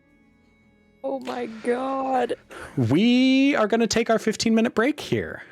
So we will be back at about 9:45.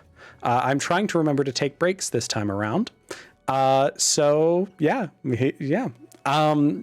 But we will be back at 9:45. And with that, I think we're going to resume back with the group together, figuring out what they're going to do, how they might venture out or anything else. I'll also ask our players while we're on break if anyone wants to do any scenes, and we can do those as well. But we will see you all in 15 minutes. As I accidentally hit the end stream button instead of the be right back button. I didn't, but I was close. So, yeah, we will be right back. Good job. Oof.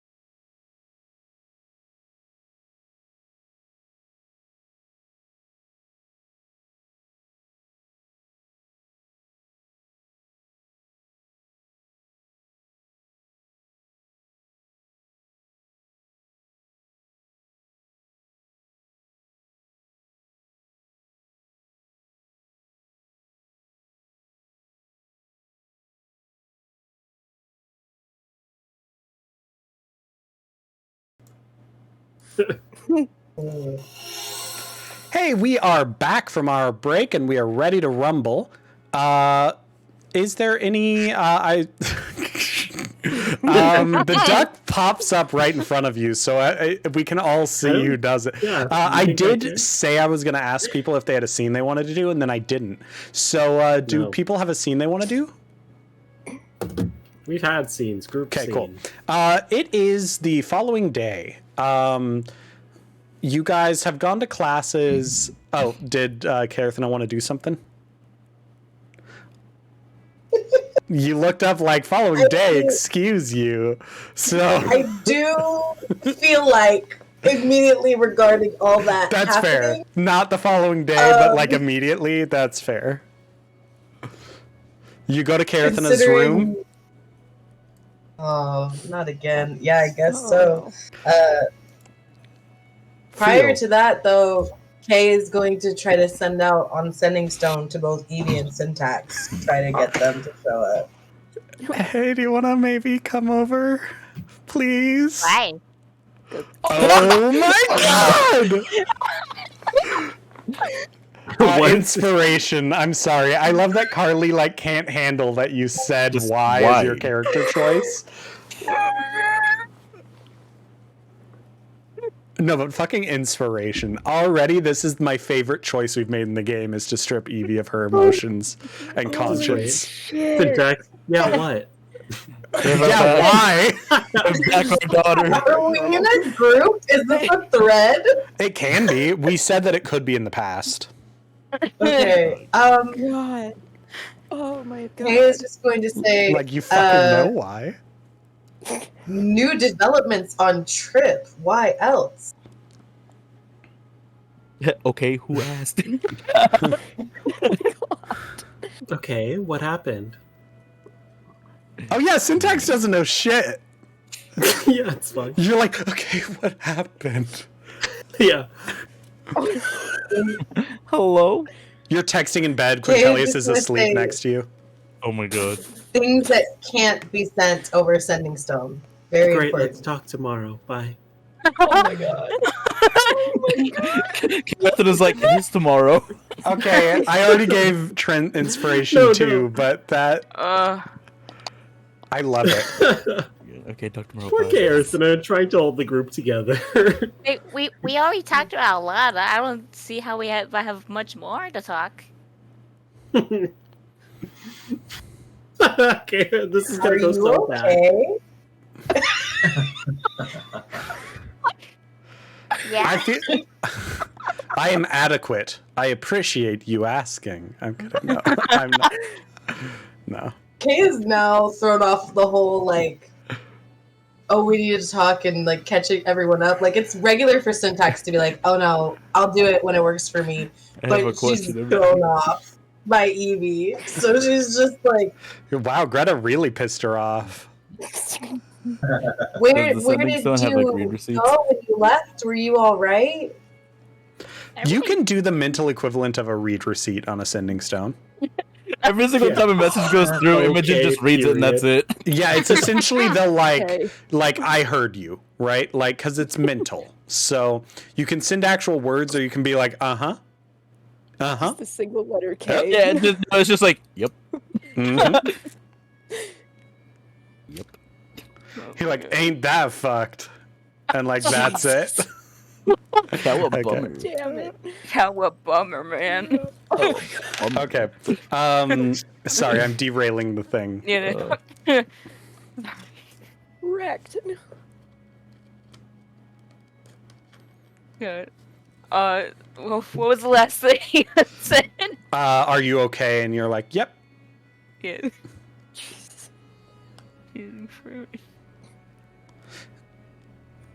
Everyone goes to bed.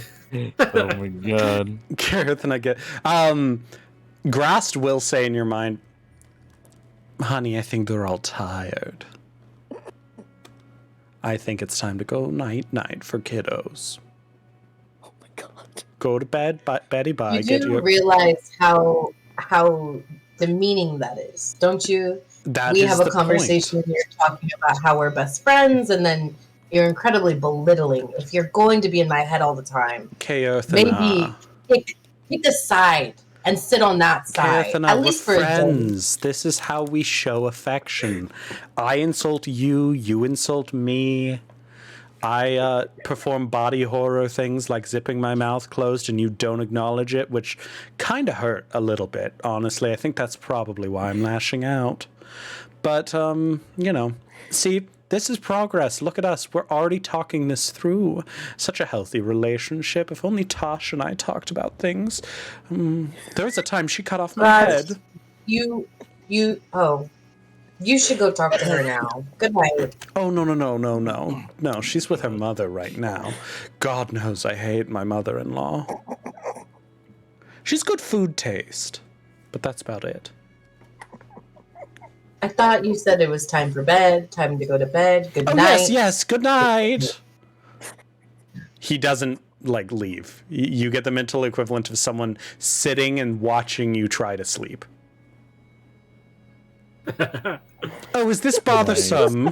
Oopsie. And then he'll leave. Fucking worst. I think you mean the best. He's somehow goes in everyone. He's metagaming. He's the only character that can metagame. But yeah, myself insert character is the one tormenting Kaerthana. I'm getting that. But Oh my god, I'm crying. Ryza, why don't you roll me a charisma saving throw? Oh fuck! You said there's no scenes. It's all scenes. Oh my god. Emerson, I'm gonna use an actual dice. Yeah, you're fine. With We are Keisha as his lagging. witness. Right. I trust all you guys. We know that crit fails are fun. Oh no. I love Five. Deja just A maniacally five? laughing. A 5. Cackling. I don't appreciate that. I fucking love it, Deja. Keep living your best life. You go to sleep, and as you're sleeping, you see the large, icy silver fortress that you've seen before. Oh, my favorite. But Christmas. as you get to the front, oh my god, Jerry. I want an icy really Jerry. bad now. Yeah, dude. But fuck, what was okay?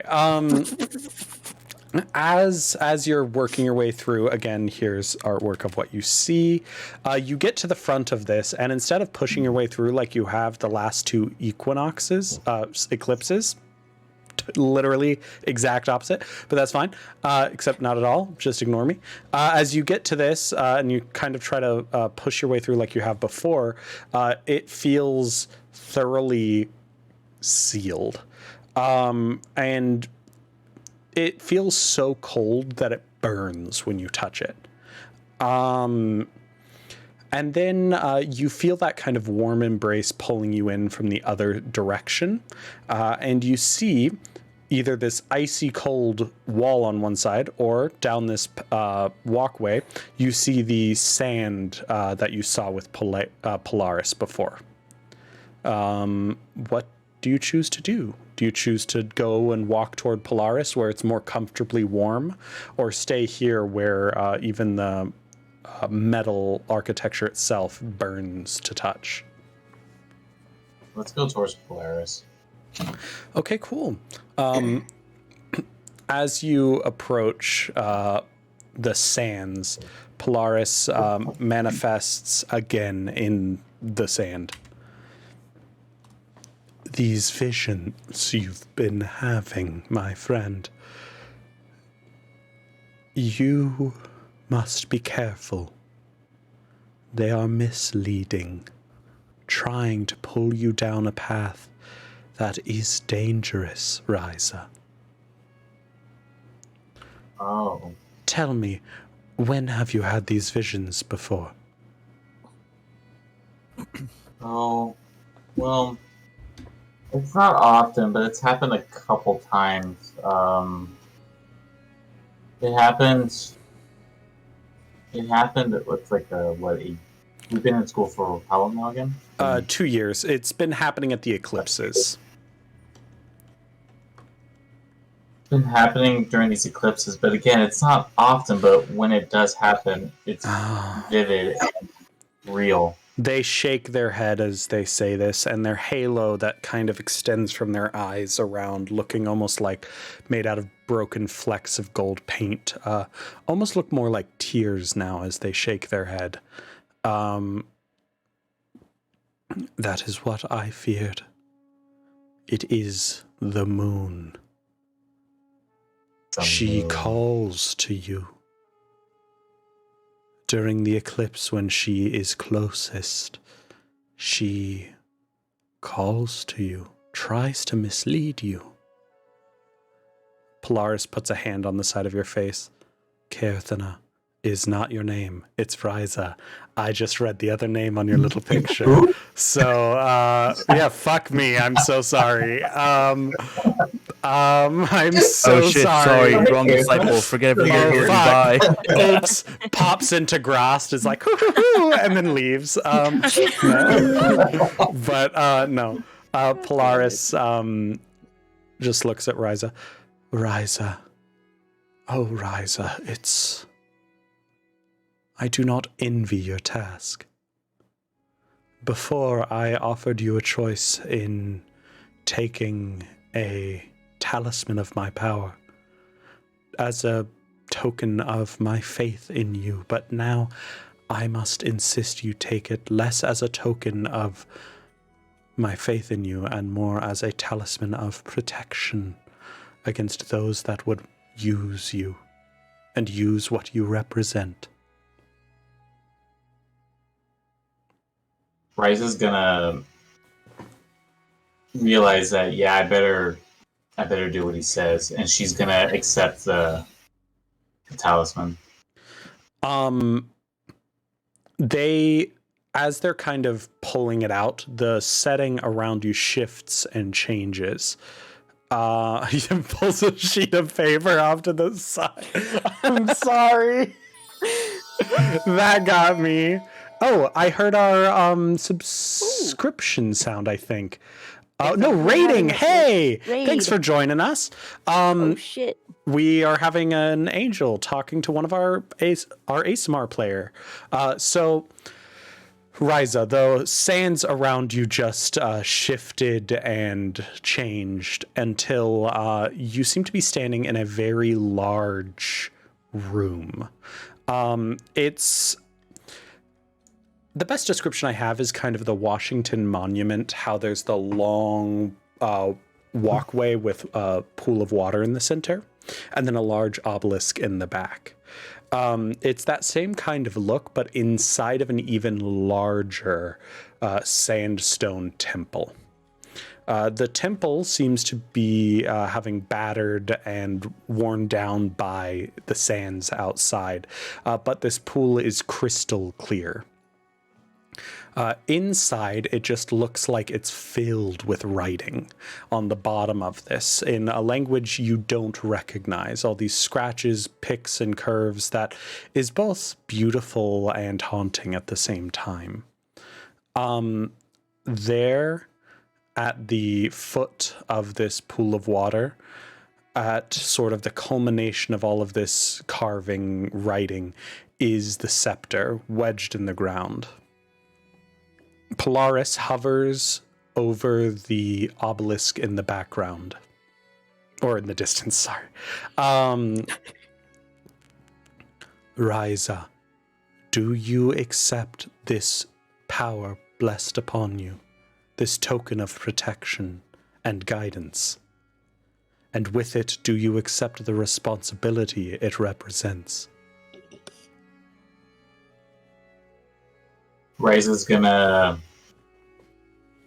accept, but also it's pretty clear that she doesn't want this responsibility, but she's gonna do it anyways. Yeah? Then take my mace, take my symbol of power, and be my agent upon the mortal realm, upon the material plane.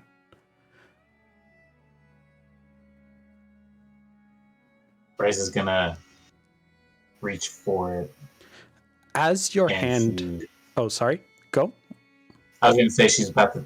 She pushes like her fingers start to wrap around it, like she's about to touch it, or she's gonna touch it. As your hand closes around the center of this massive staff mace kind of thing, again, the one in the artwork,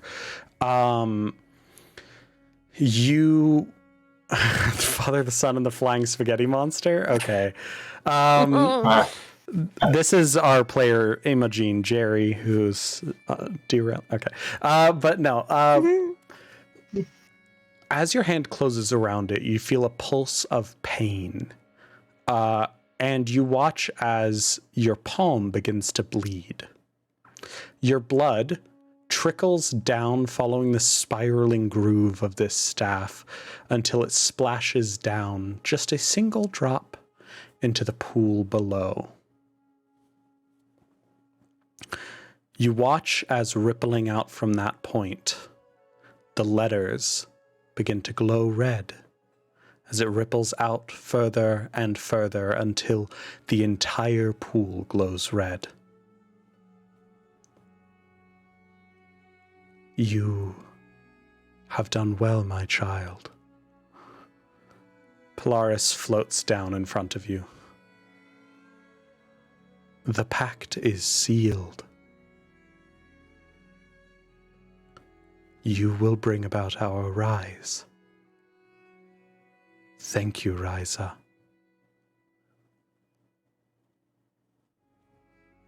When will I see you again?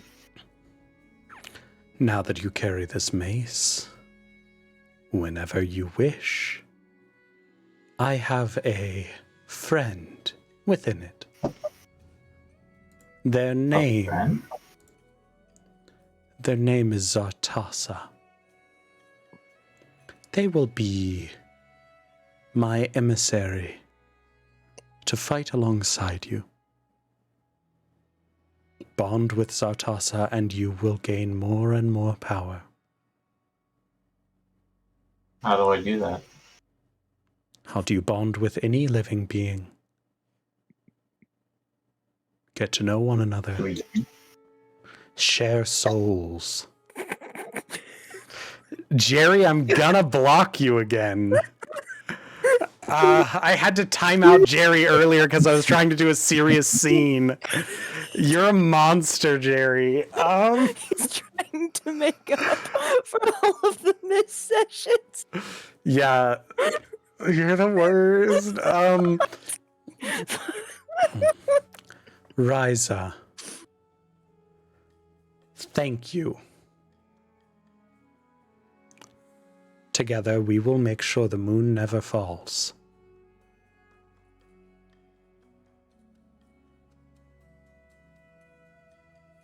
I think it's time for you to wake up.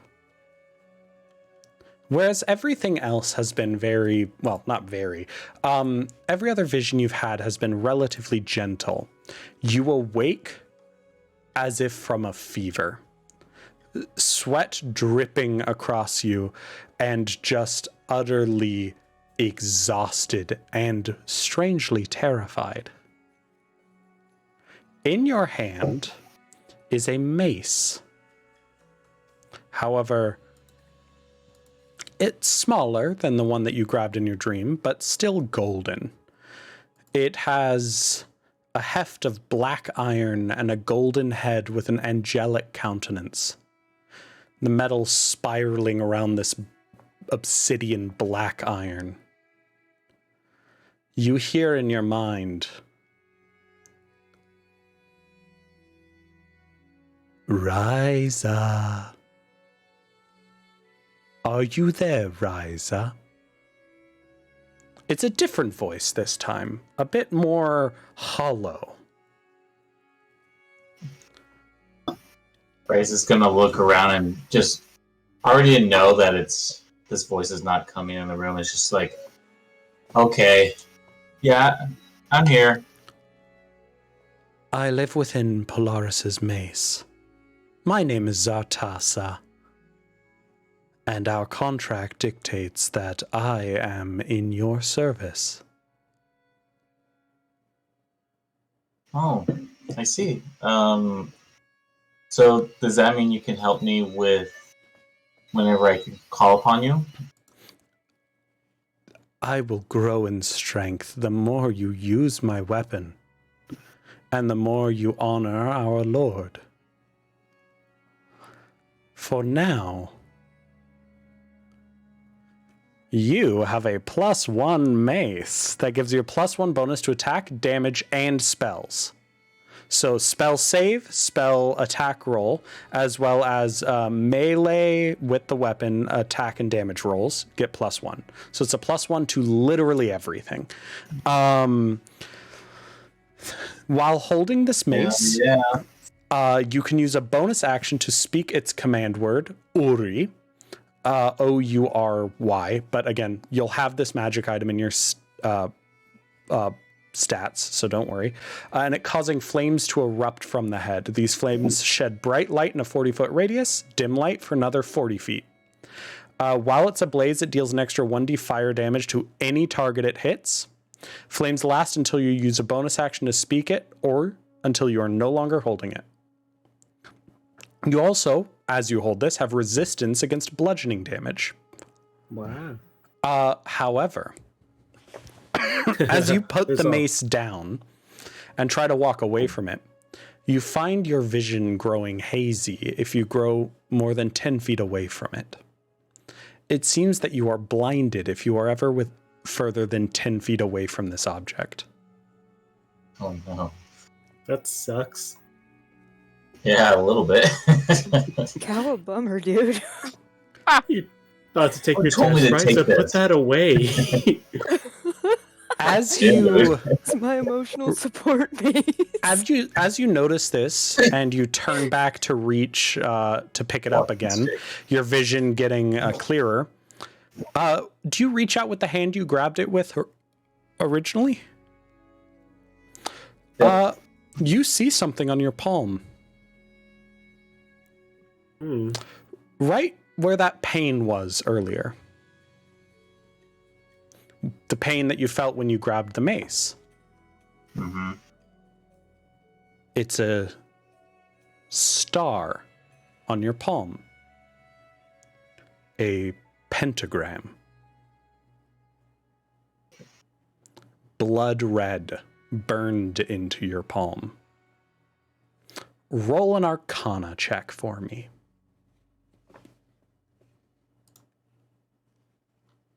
Son of a 3. You have no clue what this might be. All you know is that it's the same place that hurt you when you grabbed the mace.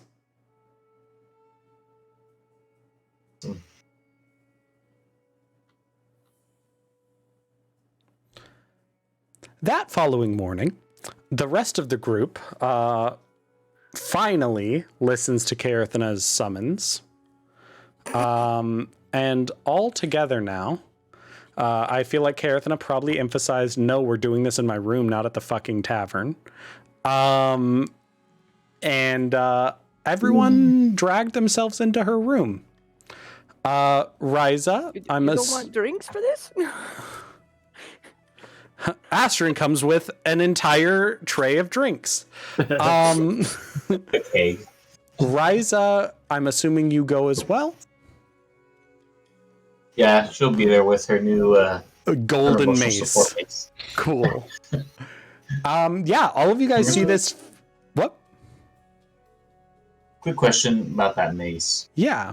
How do I find it in the inventory? Yeah, so I realize I didn't put the spell bonus on it, but everything else is there. It's called Mace of Polaris. You should be able to find it if you have homebrew items turned on, and I believe you all do.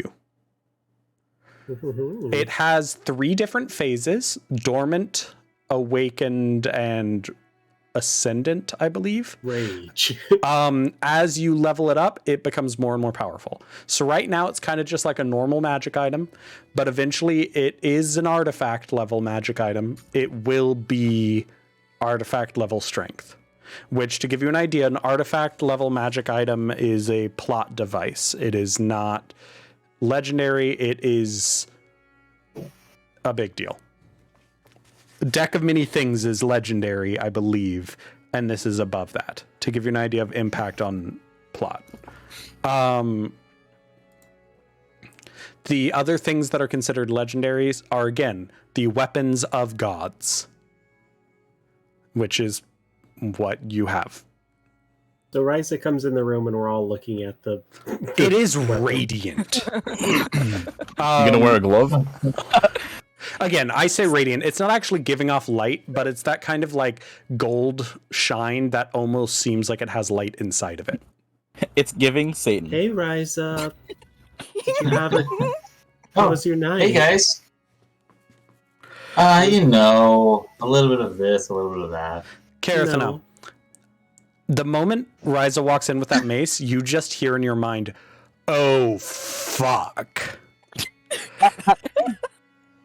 Oh, fuck this, fuck everything, and fuck you. You're fucking dead. Oh, you're fucked.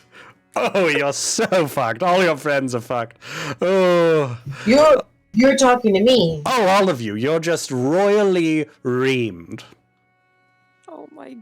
Would you like to elaborate? Oh, or... oh, I think you'll find out very soon. Jesus Christ. No, Ryza. That... Carathano What's grows this? What you got there? Smoothie? Besides the smoothie, what's in your other hand? Oh, so last night I was sleeping as I was supposed to be, right? Yeah, that's what we do. And I found myself in the desert talking to Polaris again. Oh, yes, I know who that is. Yeah, totally. So, like, long story short, he gave me this because he wants me to be his avatar or agent to save the world. That's kind of the cliff notes. So you're a slave. Wonderful. Interesting. You hear in your mind, Ryza? Oh, Ryza, nothing was given. This was a trade, a deal, a contract. You promised to stop the moon's fall and bring about our rise. In exchange for this power, Ryza, this was not a gift. Yeah, Right, there so- were oh, yeah, people like that right. where I come from. Again, you This guys didn't hear relationship. that, but... Yeah, I know. Yeah. But I'm happy you have this new relationship with your friend. Yeah, I don't know about that, but we'll see. Okay, Earthana, you had things to say, right? That had to happen now. Real quick, everyone can roll a perception check if you'd like to see if you can see the pentagram on Ryza's palm. That Ryza rolled a 5 for. Don't give a shit. Imogene! That's a fucking... Okay, Evelina doesn't care. Astrin and Imogene, unless anyone else wants to use inspiration or anything. Did you roll it, Trent? No, Syntax doesn't care. Okay. Imogene and Astrin. Yeah, that's a fucking devil mark. That's a mark on someone who has made a deal with a devil from the 9 hells. Something that should not be possible, and is only rumored to exist because, again, it's been, 3,000 years since devils have been able to interact with the mortal plane? And the blood red mark, Imogene, you know this, that is a mark of an archdevil, as in the strongest type of devil. Which means a devil that runs one of the layers of the 9 hells. Ryza, Yes? Only Imogene gets that it's an archdevil mark. why do you have that on your hand?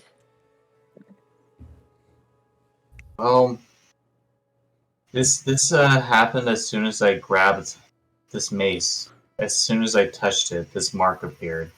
Do you You know said what you- that? Go ahead. Do you know what that stands for? No, I do not. But I know Like it's not good. Like at all? No, like I said, I know it's not good.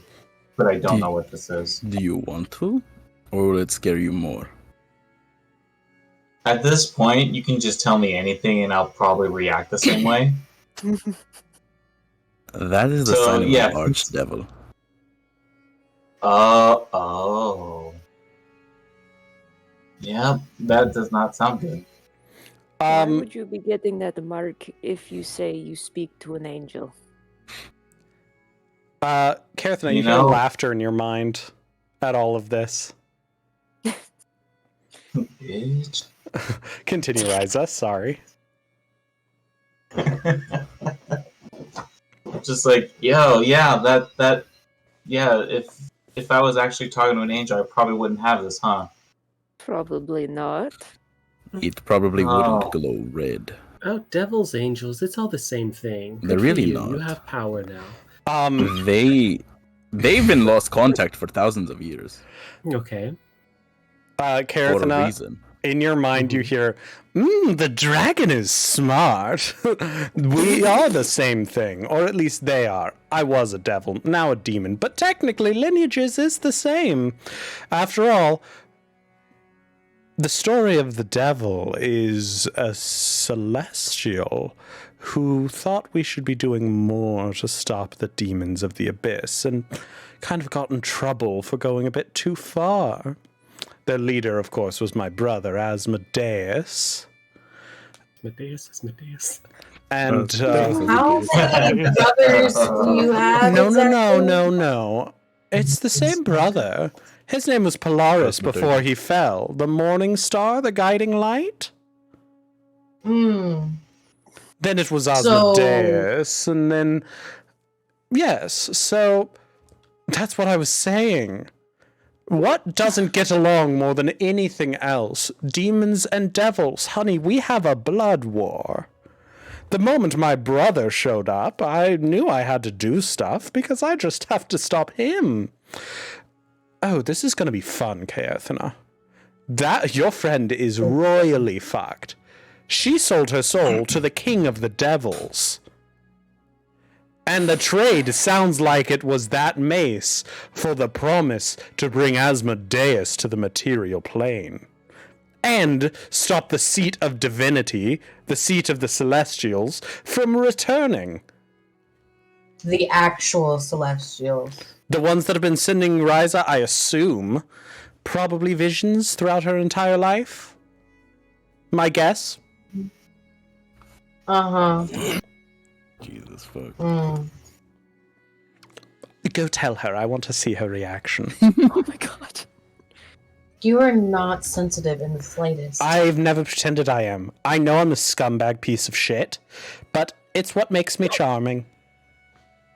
At least he's honest. Love this dude. Ryza, Yeah. you know how I have that demon in my head, and that demon was talking about how That's the your worst. angel is his brother. I do remember this. Carathna has a what? You all have issues. We gotta catch It's a him long up on story, the guys. Well, yeah, his brother Polaris, who you're talking to, is actually Amadeus. Amadeus. Asmodeus. I'm sorry, did I say Amadeus? No. You know what? Gotta do But I this. just put it right now. Amadeus. Because that's kind of incredible. Like, I'm not gonna lie, that's kind of great. What's that fucker got to do with this? That movie Asmodeus, is Asmodeus, sitting through hell because Hang it's a on. 4 hour Come on, long we movie. have to get through a Yeah. fucking scene. It's 10. We have done like 2. And basically, you sold your soul to him with the promise of bringing him to the material plane, and what he kept warning you about on the moon is actual celestials who maybe have been sending you visions?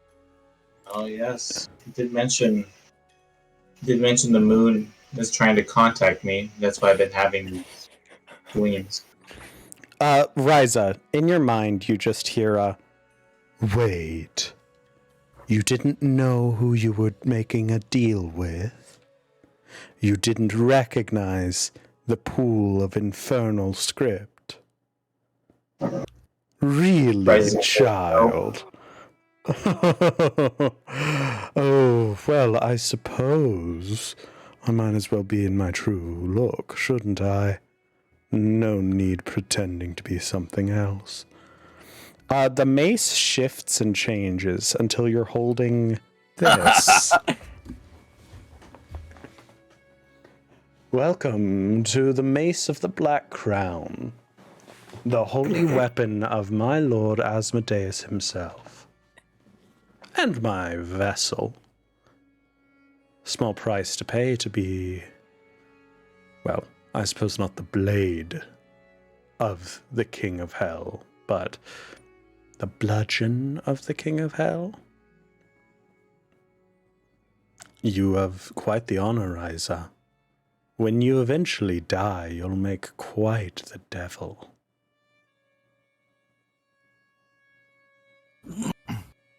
Okay, you guys, I think I made a mistake. No. Yes. You definitely made a mistake because that mace looks like Really? shit. I will admit that. Honestly, Dylan looks think like that it looks makes pretty more sense. badass. I think I look pretty good, too. Like, I'm pretty Um, sure I've seen that in the streets before. That dragon is a lying sack of shit. Hasn't seen me in the streets, I promise. I don't know. You guys, I think I have a problem. Yes, you, No shit. you very much do. No shit, Ryza. I thought I was just trying to help and thought I could save the world, but clearly I don't know what I'm doing. This world is Ryza. not worth saving. You did effectively doom it, yes. Congrats. Shut your face. You get a slow clap from this. Again, Oh my god. Ryza's just, you're only hearing Ryza's second half. This is not communicating telepathically like Carathana's. So everything Ryza's saying, I mean, it's communicating telepathically to her, but Ryza is responding, Just shut talking. your face! Just like in the middle of the room. Incredible. Yeah. Because there's a lot going on, and she's just like, I can't. So Like, do you I'm need us gonna to kill you respond to now? this voice in my head. What? Do you want us to just kill you now? Do that and your soul is Honest. ours. I don't think we should kill him Um, just yet. Let's table that. yeah, let's. I would No? like to not be killed right now, only because I don't want my soul to be captured yet. Fantastic. I can only deal with one of your fucking issues one at a time. So let's do the vampire thing today. Yes, please. Yeah. I know this is new to all of you, but Oh, wait. the vampire thing first, and we'll get to everything else. If Gross does like a snap of yas Oh to my syntax saying this. At the If very least, Ryza's- it could help. Bitch. I If Ryza's appreciate turned us into- focusing on that. Are we just gonna ignore the whole Imogene org thing? Like, I just want to double check Sorry, that that's what? something. Can I say my piece real quick? I like to Oh, say, yeah, if Ryza the turns demon into a joined the vampire, org. if Ryza turns into a vampire, that'll bypass the soul issue. Mm. That's a good point. Again, let's Oh, table no, that for no. later, though. I just wanted to throw it out there first. We could kill two birds with one stone here. That's a good That's point. what you picked to say over the you're an auric man. Well, member? we're getting there. I wanted to say it before the subject changed. A lot has apparently happened in the last day. I haven't seen any of you for a while, okay? Dare Yeah, you? where have We you been? conned together. We stole money together. Now you're doing these things without me? Why didn't you tell I us? haven't seen any of you. I in a love while. how half the party is only mad because you didn't invite them. Yeah. Priorities. It has to be Imagina, like a you- throat. What? No, you first. You haven't been here. Welcome back, piece of shit. It has to be like a slow trickle in. You can't just As- all of a sudden have a whole group being like, "Oh yes, I want to join your terrorist organization." Astrid just kind of pats Syntax on the shoulder like, oh, I already threw a knife Don't at touch him. me. That's okay. I already threw a knife at him about this, so... We have a bad track record with the Auric. I pushed one off. We've tried to kill other ones. What makes you think that you're safe? I have no ill will towards this group. None of them did either. I mean, I'm pretty sure they did. I don't know. Mm. Agree to disagree. Who said that? To get out of here. I just had such Too that many energy. voices now. I know. A lot of them are going to be very quiet for like a long time, and that's just because I can't play all of them. That's really fair. But yeah. You know what? It's fine. You're right. Let's deal with the vampire thing. Hi, Imogene, I missed you. What are we doing? Probably just figuring out which option to take it first on how to leave the school. Right, which one's closest? That is a good question. We also have to find the mind mage. Why do you need the Because- mind mage? Mina Lee made it seem like the mind mage could give us objects of power to help us survive the Underdark. Okay, I'm sure she can deal with that then. That's kind of what she said. I don't know. I don't trust. Yes, but it heavily that. relies upon mind mage. So Oh, and apparently the mind mage fucked with my head. So I don't know what's real anymore, but we'll worry about that later.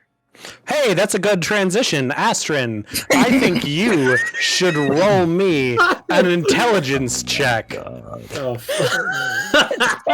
Holy shit. I watched you panic. Roll your intelligence. Yeah, save. roll an intelligence save for me. Astrid might deduce a few things about how her this. mind was messed Oh. around. Astrid's been wanting to make this. Sorry, Alexa's been wanting to make this roll, and I just kept on forgetting to do it. So thank you for reminding me. Sorry, that's why that was so aggressive, because I would forget otherwise. It wasn't even a reminder. Holy shit. It was. surprise attack. What even is this game anymore? I would like to point out, I think we just had a really serious scene at the beginning, and then my brain just couldn't handle it. I would like to re-roll with my inspiration, please. I think you should, yes. That's fucking freaking hilarious. fail. Let's get a natural one after that. Fail. You went from to doing a deal with the devil. Yes. Okay. Oh my It's either god. good or little bad. bit better. Yeah, man. I'm not going to give you any information on that. I'm sorry, Astrid. That's fine. Alexa, not Astrid. Astrid doesn't know what they missed out on. Make me panic for no reason. Look, we Yeah. can't afford to wait on the Auric members and some mind mage to give us presents and trinkets. We can't trust them. So, what are our options right now? Underdark. Okay. Okay. Where? Oh, We can also, either you should know do that Lorehold. sorry. Lorehold. Okay. Go ahead. Sorry. I didn't mean to What a- talk over you. What about Greta? You should probably be made aware that Greta is not Greta, but is in fact a changeling and also orc. So Lorehold is our option. Okay. When are we leaving? Mina Lee offered Either to be- Lorehold or Central Campus. The Auric, whether we trust them or not, recommended Lorehold because the campus staff don't know about it. What about the It is more dragon who's dangerous. Go ahead. now- We have a dragon now in Lorehold. Yes, we do. But they assume that she's more likely to be on the Central Campus. I also asked that, and the toss-up is that they are sure, almost sure, that staff knows about the Central Campus, and they don't believe staff know about the Lorehold. However, there are, what are they called, Emerson? Hook horrors. Hook horror Hookers? in I do. That is I such also a thought- syntax I also response. I know, I had to. Again, if you didn't have inspiration, was waiting for that joke to be made. Thank you, Trent. Also, Horrors? Oh, yes. The creature. Yes. So it's more dangerous in terms of creatures, but less dangerous as far as being caught by the school. When And I are we think our leaving? best bet. Tuesday. Tuesday. Fantastic. Tuesday. Tuesday, then. Tuesday. Tuesday, in it. All right. Well, great. That gives me time to not study for class because it's not going to matter. See you all on Tuesday. Oh my god. Tuesday. Tuesday. Tuesday. CHU. Is there any other things that I'm going to lock up in the back of my mind until later that need to be said right now? Evie, you've been quiet. How are you? Evie has been sitting very calmly this entire time, not even reacting to much of anything, right? Or reacting beyond what would be a logical response. Waiting for that logical response to Yes. Ryza technically got power. As long as Ryza can outsmart that deal, there's no problem here. like as long as it can help out, may not be as much of a problem. Oh, okay, great. Everyone's on board. Good. Walks away. Kay is going to follow after Syntax a bit and wait until they're out of range of the rest of the group. It's a quick question. What day of the week is this? Saturday. Well, right Saturday. now we go to the bar. Saturday.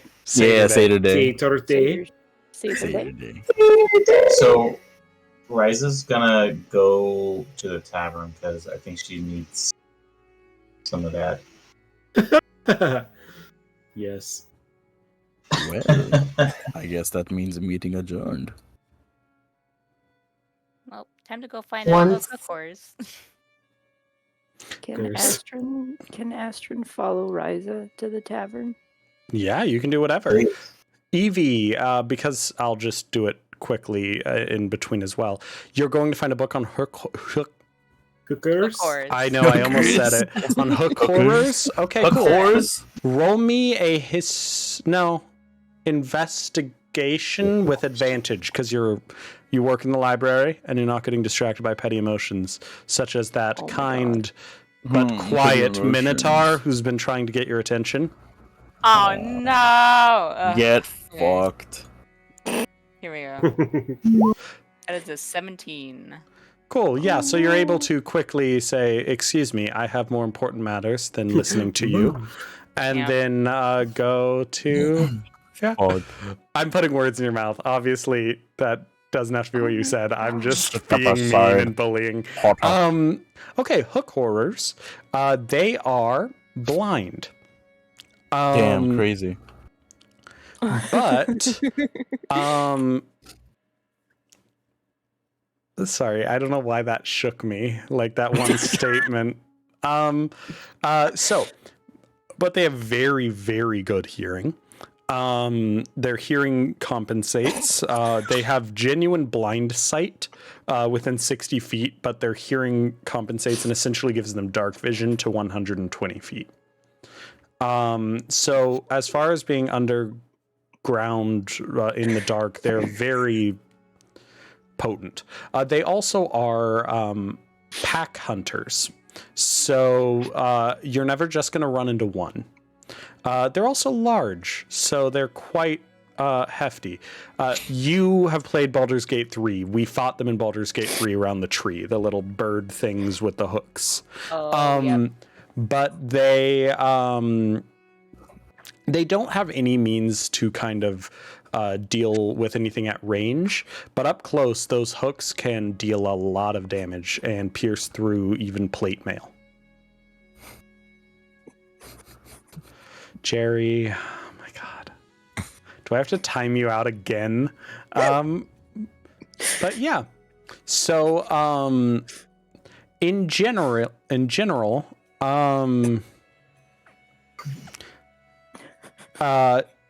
if you can find a way to silence yourselves so you're Be not quiet. I'm sorry. Strike me down and I will return twice as strong. Jerry! But in general, the best way to avoid hook horrors is to be quiet. They can't see you. They're really good at hearing, but if you have spells that just completely, I don't know, silence an area, you're good. Same things with like pass without trace that really muffle sound. It is effectively invisibility with them. But keep in mind, they do have blind sight within 60 feet. So it doesn't matter. They'll essentially be able to kind of detect you if you're very close to them. But at range, you'll be fine if you're quiet. But again, they're pack hunters. You alert one, all of them are going to swarm you. Also, because you rolled high enough and you're looking through books, each one is the equivalent of about a challenge rating 3. So you guys could definitely take them, but a lot of them could be life-threatening. And in general, they don't hang out in packs of smaller than 4.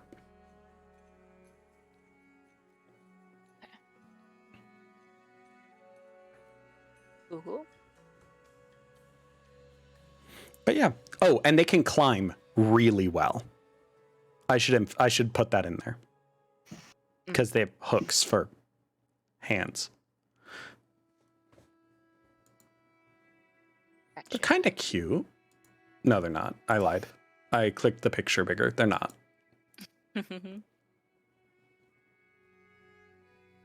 But yeah. Meanwhile, we have some people drinking. I would like to, so I just want to specify, I would like to start next session with us beginning the descent into the Underdark. So if there's any, I'm just going to kind of step back for the rest of this session, and we're going to do any scene that you want to get done before we go into the Underdark, essentially before we set out to the Caerthana arc. Let's figure that out. I will say all of you can roll an insight check on Evie to see if she's acting weird before you guys left. But that's only if you guys think you would be paying enough attention.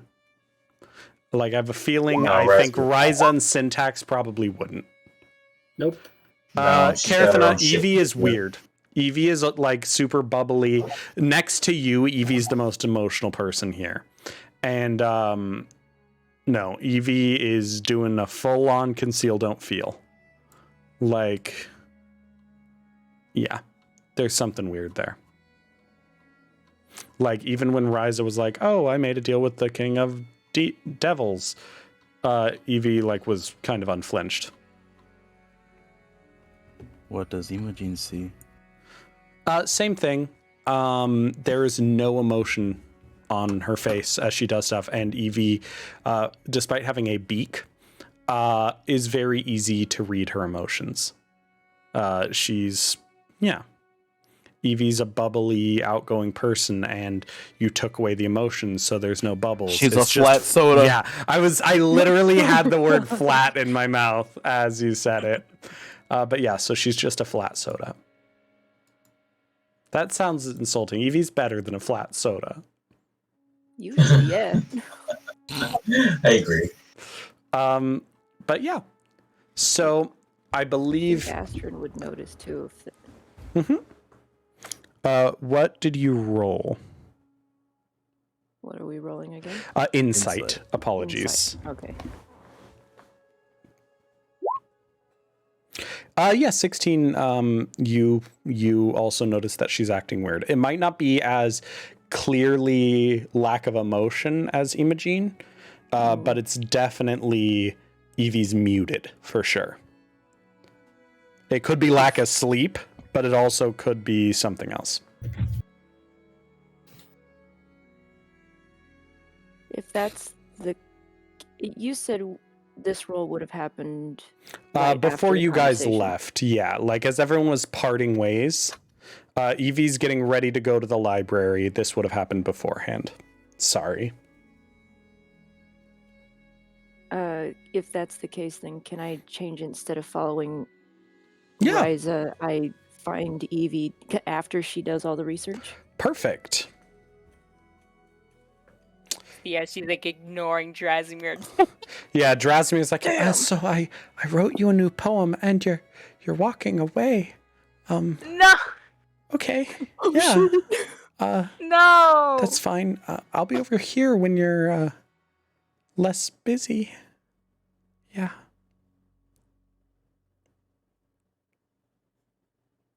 Does Astrid see that, or Fuck it. Why not? I mean, I went through the effort of acting it. Why Oh my not? god. could she catch Drasimir then before talking to Evie? Yeah, and he's just like, oh, guess she's not in a poetry mood. I don't. He looks like he's about to cry. She'll just put like a hand on his shoulder, as comforting as she's able to, and just be like, I don't think it's you. No, Drasimir, she's busy. She's busy. It's fine. She was acting weird a little earlier with the rest of it. I don't Yeah. think it's you. I know. She's I'll just go check on busy. her, but- She's stressed. It's fine. I gotta get to work. It's I know, good. but please don't take it personally. No, I'll I'm go talk not. to her. I'm not taking it personally at all. I give him a hug. You hear like big bull sniffles, you know, because his snout is like the size of your head. I know. He's like, I'm good. Take a deep breath. Take a It's breath. fine. It's fine. It's fine. Poets are sensitive. We know this. That's why we write poetry. Call it an odd day, and Yeah. we'll see what. No, We'll see if we can fix it. Yeah. It'll be okay. I get it. Totally. Yeah. What's that? Oh, there's extra humidity in the air. Yeah. Mm-hmm. I can tell. It's so troublesome. Yeah. No, it's so bad. I know. I'm gonna I go know. make sure the books aren't getting damaged. No, that's important. Yes, please go do Yeah, that. I wish you luck. I'll be in the nonfiction section. Yeah. Jesus Christ. She'll go walk over to Evie. Hello, Evie. Hey, Astrid. What's up? What are you doing here?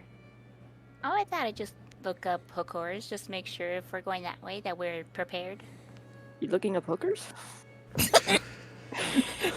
Low This is on purpose. No, she's saying this on purpose to see how Evie responds. Oh fuck, that's smart actually. She just like slow blinks. Is like, no, hook horrors. Okay. Why would... What's up with you? What do you mean, what's up with me? You are not acting like you.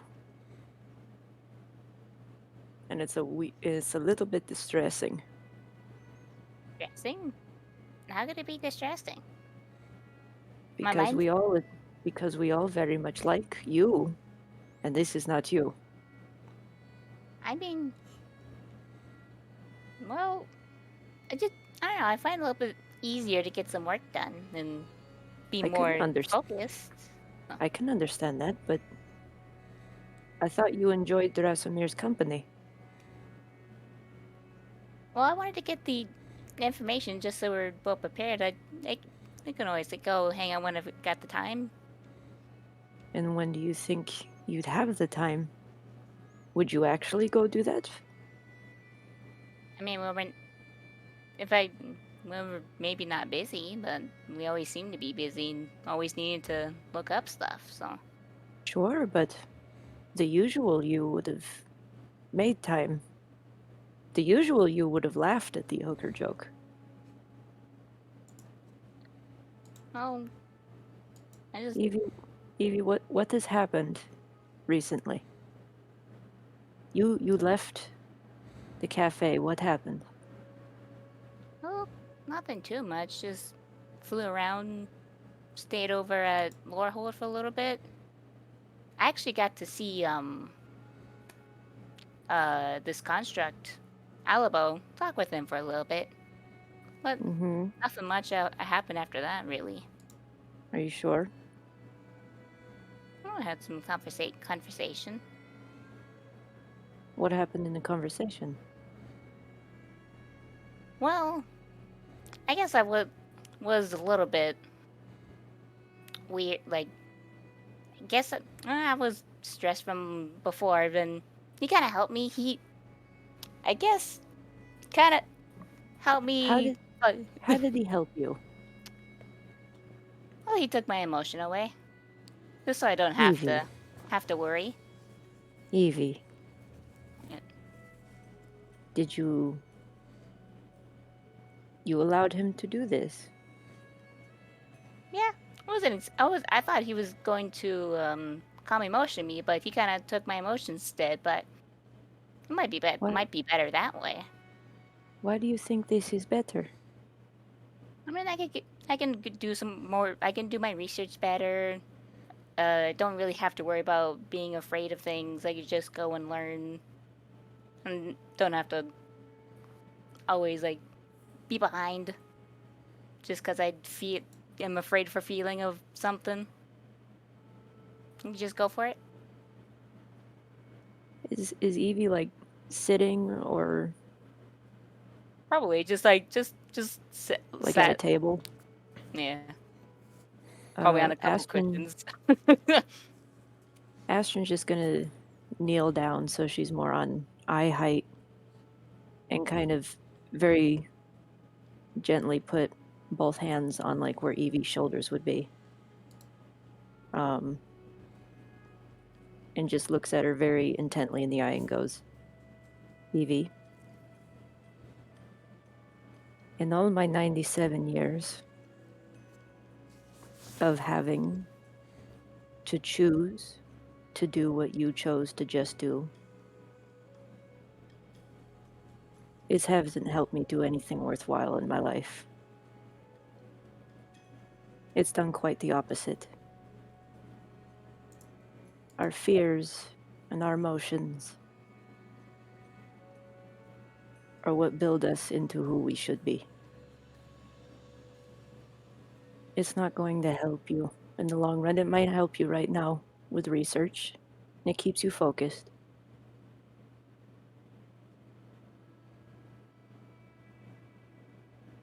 But it'll cause you pain down the line if you shut it all off. And you won't be able to take it back.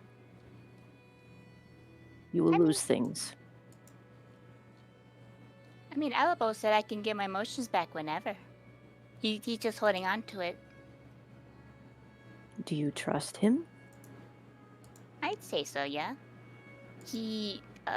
Why do you trust him? Well, my parents found him out in one of their excursions, and he's told them like he's, I guess, in the like servitude, I think, of us, and well, like looking out for me. So, and he's been pretty. He's always answered my questions, and I haven't really seen a reason why not to trust him. How many times have you been talking to him? Once or twice, not too many, but I don't see reason why their construct. I don't see why you'd want to lie much. Even with your emotions gone and being more logical, you cannot see that only a couple conversations might not be a good basis of trust. Well, I mean, it was quite interesting because he's for how he's storing it, seems like it'd be easy enough. Evie, I understand wanting to shut it off and get rid of it. I do. Very much. But where we're about to go, I think the real you would prefer having those back. And I think you'll be incredibly upset if you get them back any time after.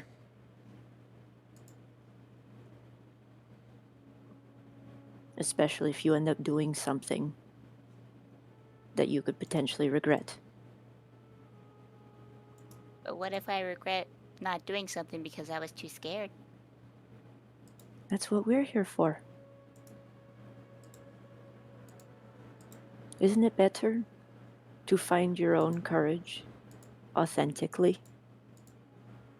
through help and through your own perseverance than have it done artificially for you?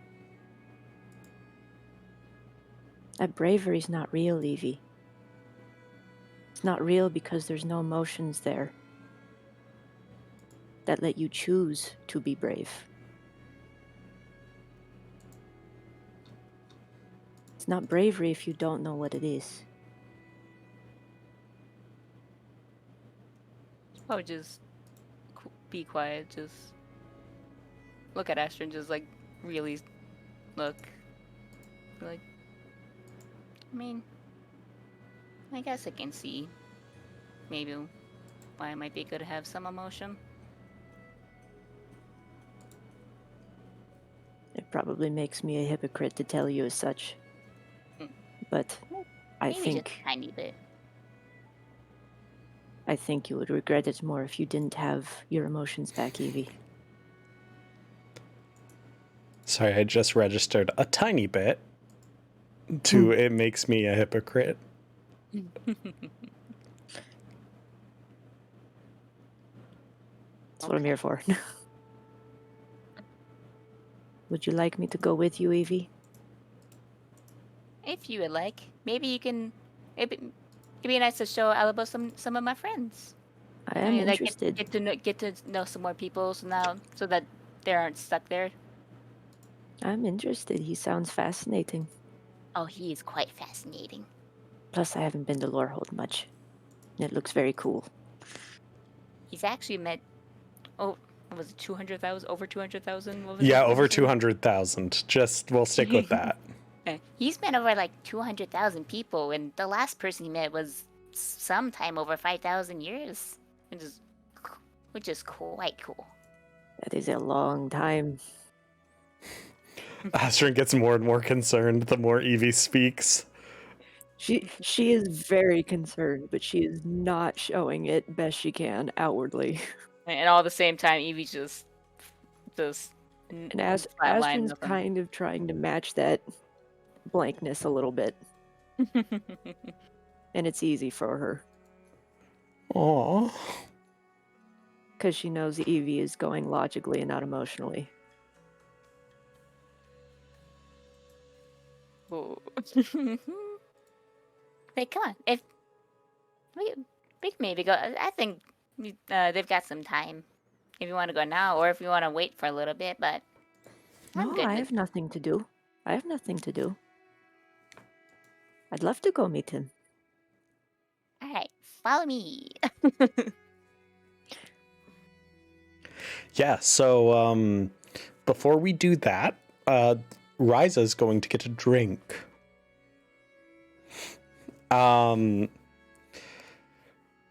It, however, I will say, is 11, which is our stopping point unless people would like to go more. Doing the Alabo scene and then the Ryza drink scene before diving into the Underdark next session, I don't think is undoable. I think we can do that, but I also think we can get at least one of those done tonight. But I want to make sure that people are doing what they want, right? 11 is our stopping point, and this is a decent enough sort of button if we want to stop here. What are people thinking? I'm good to With keep anything. Good to keep going? Mhm. Okay, cool. So Ryza, you head off to go get a drink. Was anyone following Ryza besides Astrid? Karathana, right? Oh, I can still do that? Okay. No, no. No, Evie. I was saying besides Astrid, sorry. Okay. You followed Imagine. Evie, but I couldn't. Imagine, that Syntax was will it. go. Okay, The Yeah, fuck it. alcoholic. Let's just do the other half of the group. cool. Why should we sit and wait when we can be Yeah, in this room? exactly. Yeah, so Ryza, you arrive at Bozin Tavern. Astrid is not working today. It's some other no name and then Javanash. Mark. It's one of the marks and Javanash. Your normal seat is in the corner, the top corner, but you can also just decide to sit at the bar if you're wanting. Up here's your normal spot, Hey, but Emerson, yeah. how much is like the cost of alcohol here? I haven't been tracking it. Just No, it's for a bit. God damn it.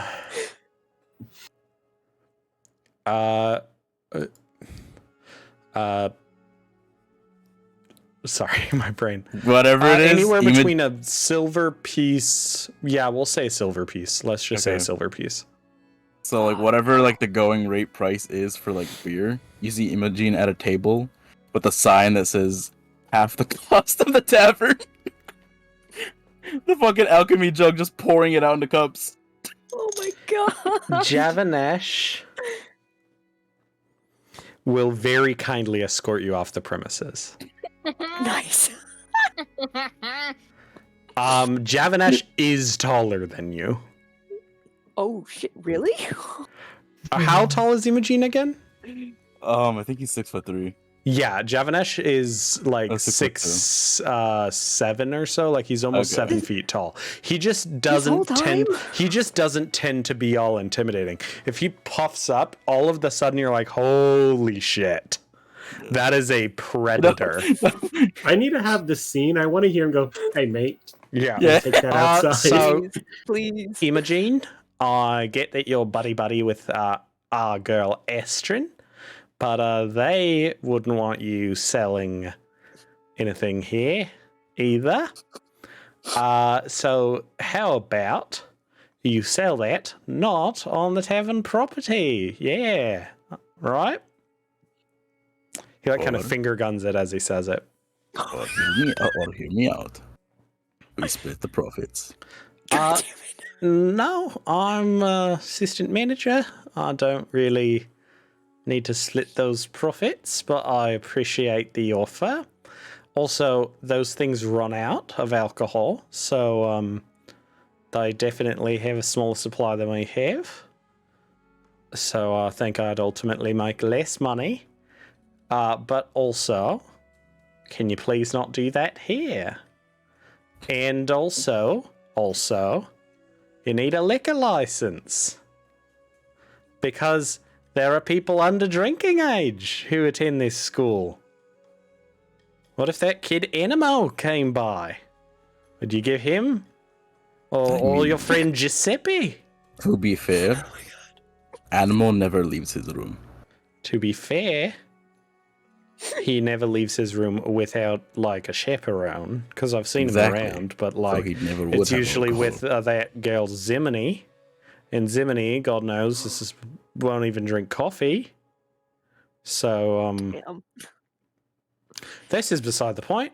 You need to not have this in here, my man, my fellow. If I close shop, are we good? Yeah, of course we're good, my reptilian, evolutionarily adjacent friend. I don't like the way you're phrasing that. I'm just trying to be hip with you Cousins. youngins. Just call me bro or dude. Okay, Anything along that line. broski dude man. I told you to say bro or dude. Yeah, and at this point I'm just doing it to annoy you, my friend. But all joking aside, Estrin said you were easy to mess with, so I had to try it. Sorry, my friend. You know how silly little Esther can be, so she doesn't like it when I use nicknames either. Yes, I don't like that either. Oh, I was hoping you'd use it to annoy her. But I guess that's. I guess. What was that Astron one? Esther. Aston. Oh no! Wait! Don't do that. It She doesn't has sound no. good. Here's the thing. She has a special relationship with this guy, where they kind of have this banter. So that's why I was trying to make that happen. Imogen, you have a special relationship with Astra? Okay, let's not start that rumor. It's like this Imogen, walking down, like you just see Imogen like putting the sign away and just putting the jug back into his bag. I'm going to go back behind the bar because I think the more I talk, the more people will think Estrin and Imogen are dating. Astra and Imogen are dating? I said that really loud. They are not. They're not dating. They're not exclusive. That's not what I said, Syntax. The longer you're here, the more likely I'm gonna sell again. Yeah, so move along, Syntax. Listen, He's talking about go quiet you. down. He's talking I'm talking you. about you. I figured you were, but I was trying to be funny there. So I'm going to go back behind the bar, but Good talk. I'll stop selling, you stop talking. that's a little insulting, but fair enough. It's for the better of both of us, no? He'll go behind the bar as long as you're actually packing up. Yeah, no, he packed that shit up, like just to get him Okay. out of there. Yeah. Rightio, my friend. Good job. Do you want a drink at full price? Hey, good deal. No, I'm good. Okay, that's figured. You have an alchemy jug. I still think ours probably tastes better. I mean, Hey, Riser. tastes like shit. You look a little down. Oh, that's a cool mace. Is there infernal on it? That's kind of spooky. I like it. Do you want something to drink? Imogen going just with slams the a new, beer in front of Riza. I was gonna say, you going with like a new devilish thing, like augmenting the angel vibe. We've got a nice spicy drink. You want to try that? Sure. You know what? Just keep them coming, all right? Oh, Imogen hears that and just starts bringing out like 5 cups. Imogen, let's I'm not selling. I not know, selling. but you're potentially facilitating an addiction, so let's not do that It's either. not an addiction until it is formed. Okay, that's fine. Yeah, okay, whatever. I'm not gonna drink all these by myself. Obviously, Imogen's gonna Hey, have some Riza, too. remember last time you were in here and I had to literally, he like pantomimes defibrillator hands? No, I don't remember that. Yeah, I know you remember that because I cleared your alcohol poisoning. So I know you remember that. Well, you know, it's coming back to me now. I'm sure it is. Oh. So we don't have to worry about addiction if you can just cure it. That's the I like exact that. opposite of the entire point of this Imogen conversation. just starts slamming beers. Oh no. Oh no. I messed this Just one from up, you, didn't this I? is my third one. Yeah, I just kind of put a foot in it, didn't I? Well, Chavanish, it's fine. I'm not drinking. I'll take care of him. I mean, you can't. Oh, can you drink? I don't know if That's I've ever rude. seen you drink. I'm sorry, didn't mean it rudely. I just, I genuinely am just kind of curious. Sorry, didn't mean to be disrespectful. 3 drinks for the group. Looks at Pulls like Gareth the in her to sit 5 down. looks at the 5 drinks that are currently in front of Riza and Imogen. How about 1 drink? And he pours a drink and passes it to Syntax. Woo! All excited. Yay. Cool. That one's Immediately good. puts it in front of Riza. God fucking damn it. Thanks, Syntax. Plug. Oh my god. You make me not want to work at a bar. He's gonna just go to the back and start washing dishes. That's fucking funny. Bye, Oh, Javanish. Before we all go and ruin our lives, how did your date with Aurora go? Oh, you know that. Yeah, I would love to talk about that actually, because that's not depressing.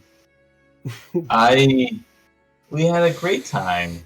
We played music. It was almost like her memory was never wiped. That's It was what I great. was going for. Yay! Yeah, it was almost like you planned it or something, huh? I did. I'm your smartest friend. Who loves you the most? You're lucky I can't find my D20 because I was about to make a roll to see if Nylor would come in and somehow ruin that, and I can't find it, so I can't Not make the today. roll. I I'm can't gonna make the punch roll. him out of the room. Yeah, he's not doing it because I don't know where the die went. we are on the edge of me not having to give a shit about so many things. I would punch him out of the room. That's fair. Kaerthana, you gonna... Is Kaerthana here? Sorry. Okay, great. Kaerthana, you haven't drank anything? Hmm? I don't drink. Do you want to? No, drinking seems like it directly leads to a loss of self-control, and that is not Or something What's I'm wrong with a really little bit of calm you. loss of self-control? Yeah. Oh shit, wrong voice. Yeah. What? Fuck, wrong voice. Oh no, did I lose the grass Sexy voice, sexy voice. Yes. Well, who cares about loss of self-control? Self-control's for losers. And he like blows a raspberry in your ear. I just, we all know what happens when I tend to lose control of my emotions. So, I would like to point out I haven't seen any flumps yet, and that sounds incredible. Saying is, we're gonna go on a field trip at some point, and it might be better to let loose a bit before than bottle it all up and watch it all shatter in front of us. That's it. are you all right? I'm happy as can be. Okay. Ryza slides his drink out of Kaerthana.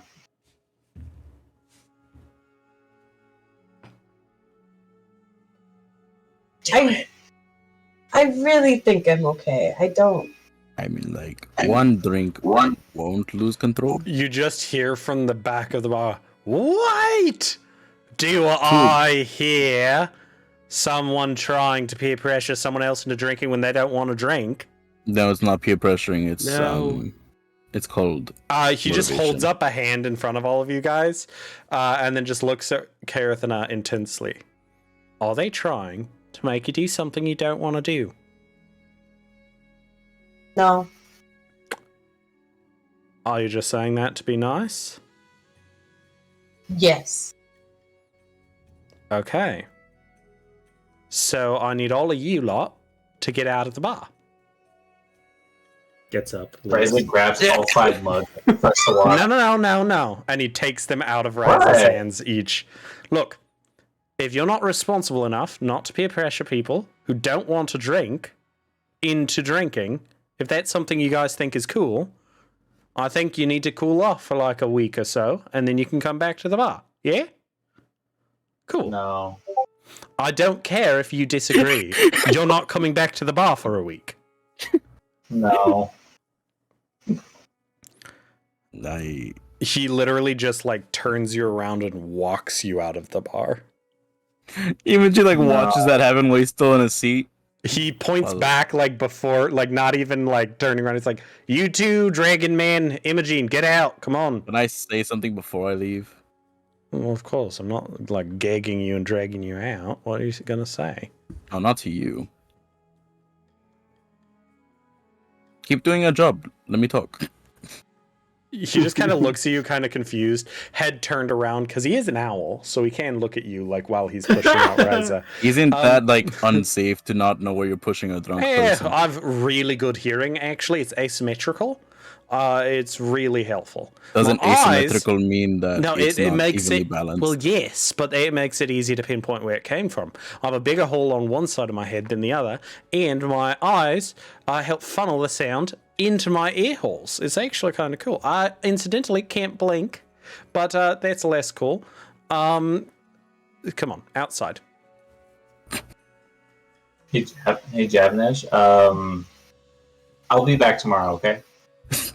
And I will be sure to put up a protection against Ryza spell.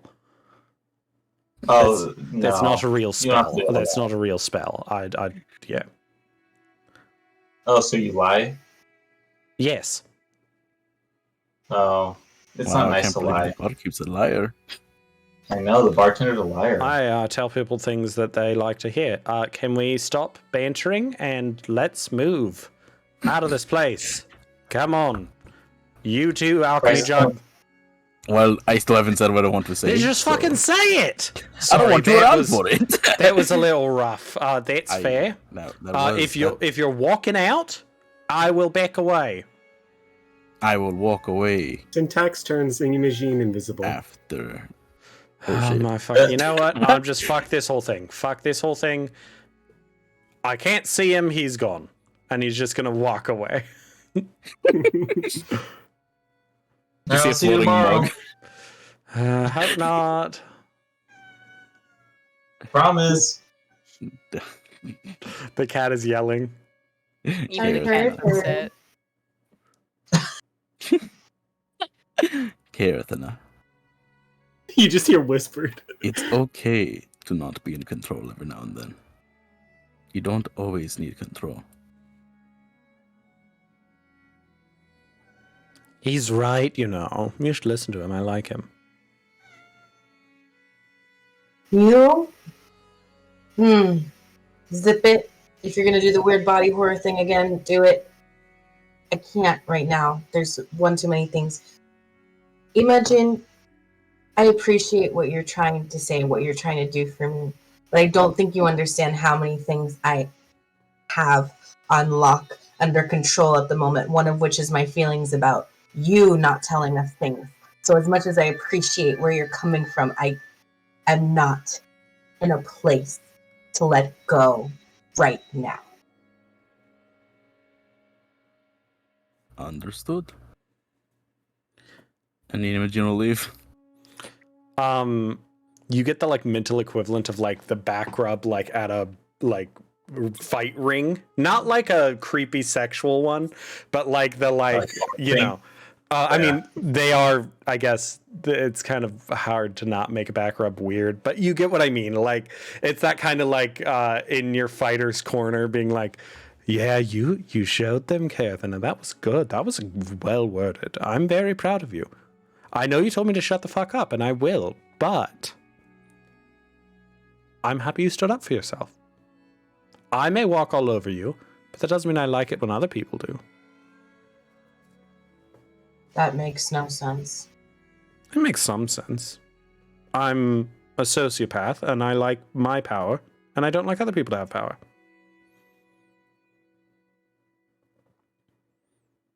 And you're almost making me feel empathy, which is weird. I kind of like it.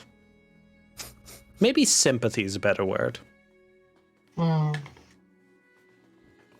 Hey, I mean, still makes me better than my brother. Imagine if you were carrying around of something connected to him.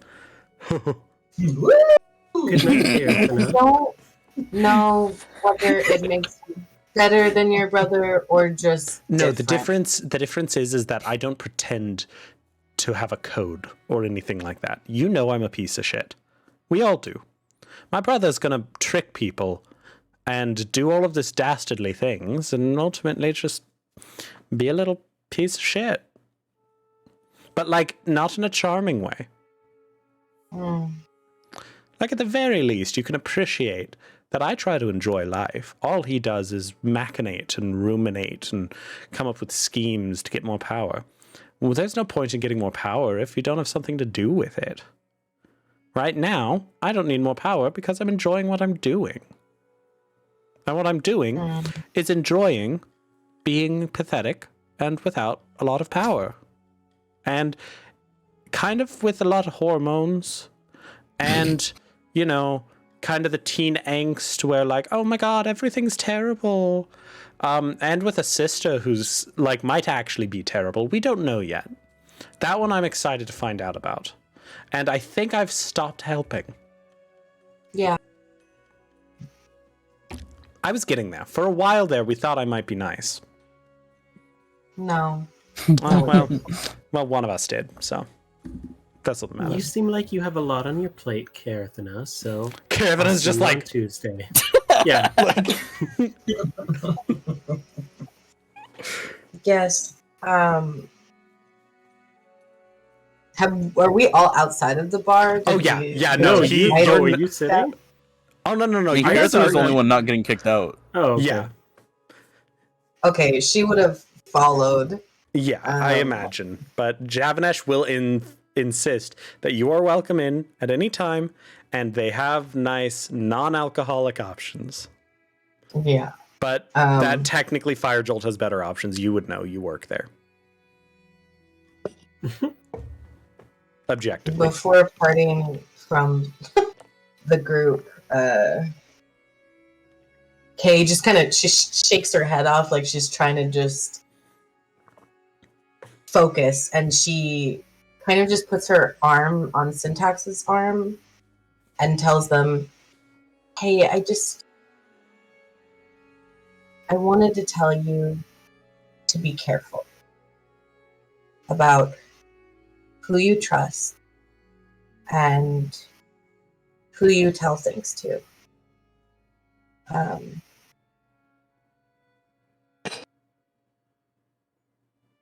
What Obvious. did I do? Nothing. You didn't do anything. It's become very clear, overwhelmingly clear, that we don't always know who we can trust, and you may have some people close to you who I don't know whether you can fully trust them or not.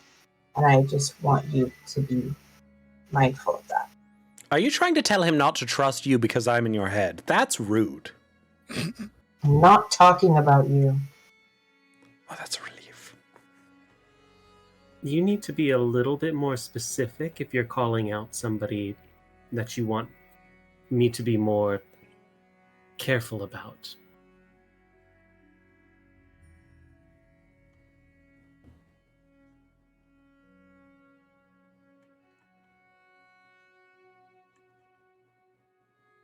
Well, for now,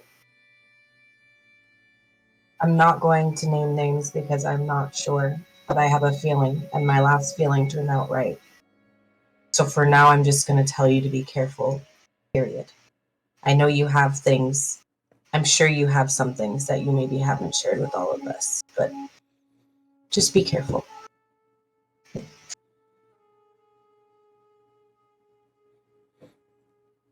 Meanwhile, oh, never mind. Oh, wow. That. No, sorry, I didn't mean to interrupt. Saber, you were good. We have so much random shit going on now. I'm considering when we leave not coming back. So my priorities are all over the place, but thank you.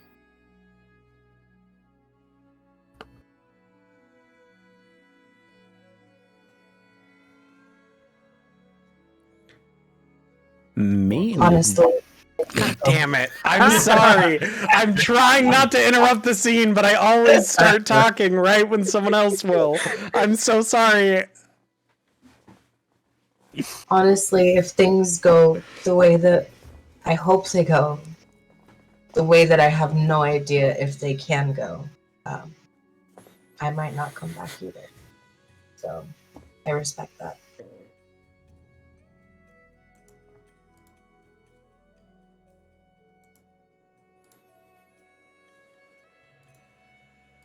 Done way too much for this school and for other people, so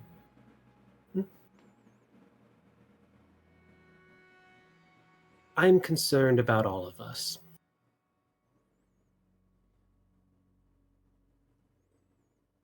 Also, among the whole trust thing, I want you to know, because everyone else knows, but I gave Tavash's Damagoth book to Evie, who has been acting a bit bizarre, just as of today. So, just want someone else to know to also keep an eye on that. Fine, I'll steal it from her tomorrow. Okay. That's not what I was trying to say, Syntax. I don't think it's in the wrong hands. I just think keep an eye out. If Evie has 6 eyes tomorrow, I'm gonna take the book. Okay, I'll yeah, punch that's her in fair. the face and take the book. Okay, it'll be too late, but okay. I'll see you later. Okay, good. I'd punch any of you in the face if it went bad, just so you know. Because I love believe you. So. And I love you. Mm-hmm. That's right. We love each other. It's a horrible thing to have. It's a terrible affliction. God damn. Syntax puts his forehead on Carathanes and goes, "We are going to talk the second we get out of this school, but I cannot talk about it right now." He gives her a kiss on the forehead and then does a little like, haha, walk away. That was really Jesus. cute. God damn it.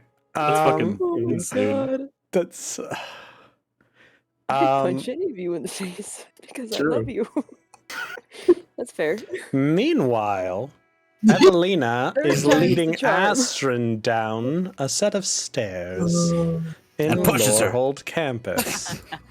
The intrusive thought might be there, but the logic dictates that it wouldn't make much sense. As you work your way This is down, where Astrid gets killed. oh my god, No witnesses. it would be logical to make sure she's not there anymore. It would be logical. You work your way down, and it takes a while. Eventually, roll a history check for me to see if you can remember. Sorry, Evie. To see if you can remember where Alabo was positioned before. Oh dear. Okay. History? History. That is a critical failure. Oh shit. You cannot remember where Alabo was positioned earlier. That wouldn't be logical knowledge for her to have. She only visited it one time and was walking that way. And I will also add, roll a just straight intelligence with your proficiency bonus. I think proficiency bonus is 3 now, so just your intelligence modifier plus proficiency bonus, and you're good. Okay, so we just add where to go. Why can I not find? Oh, there it is. So it's just roll it and then add 3 to it. Yeah. Intelligence. 10, 11, 12. Okay, good enough. You remember Alabo saying that they weren't going to return to that room anyways? They were going to go deeper because they didn't want to be found by the dragon. Okay. So I just realized I forget. I don't know if I ever actually think gave it so. any pronouns. I think I've Nope. said it. So, Yeah. yeah. Damn. So I just realized it said it was not going to go back to the room it was originally positioned at, but but it did say it was going to go further down. Then let's go further down. All right. I'm looking through my spells real quick just to see if I have anything that could help.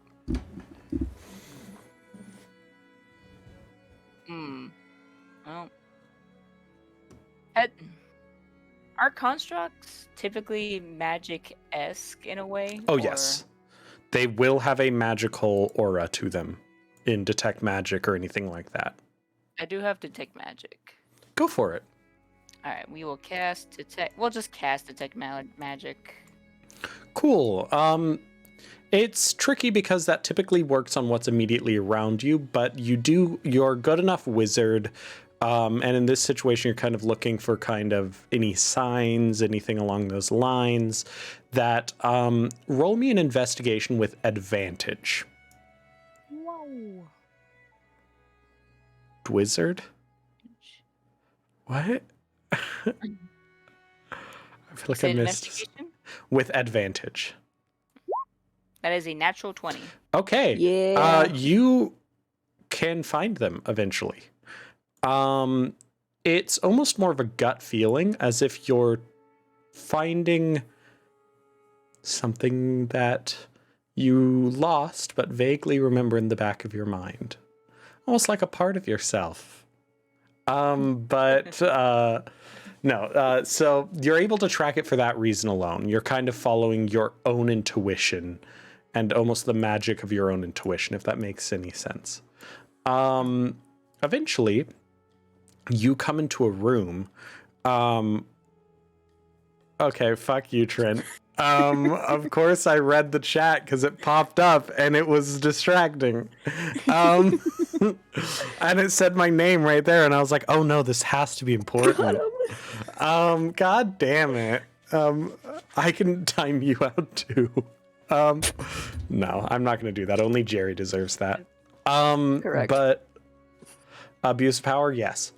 Cover the chat for now. Fuck. If Did anything you just call happens, me racist? Jesus Christ. Okay. Jerry! So as you you step into this room, and as you step, Astron, I need you to make a dexterity saving throw. Fucking hate it here, man. I knew you were gonna die.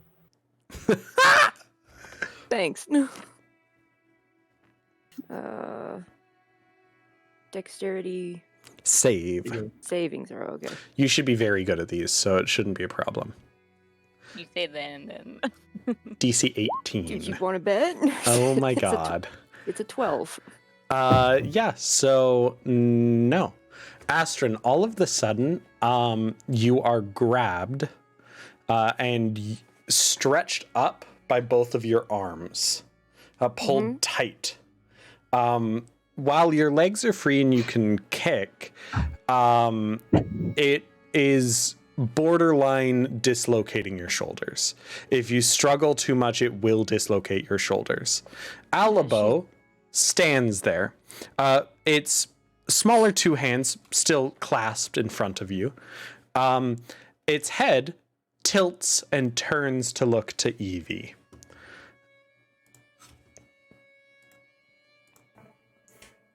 Evelina, is this one a friend or an enemy? This is a friend. This is my friend. Oh, my brain's. Hold on. My brain just stopped. Hold on. Give me a second. Sorry. Yeah, this is my friend Astrin. Astrin. Yeah. That name is of Elvish origin. You'd be Yes? correct. That is correct. They place you down on the ground. The arms sort of resting, kind of how they are in the picture, just very kind of relaxed against their not clothing. She's unbothered. You are a friend of Evelina. Are you in discomfort?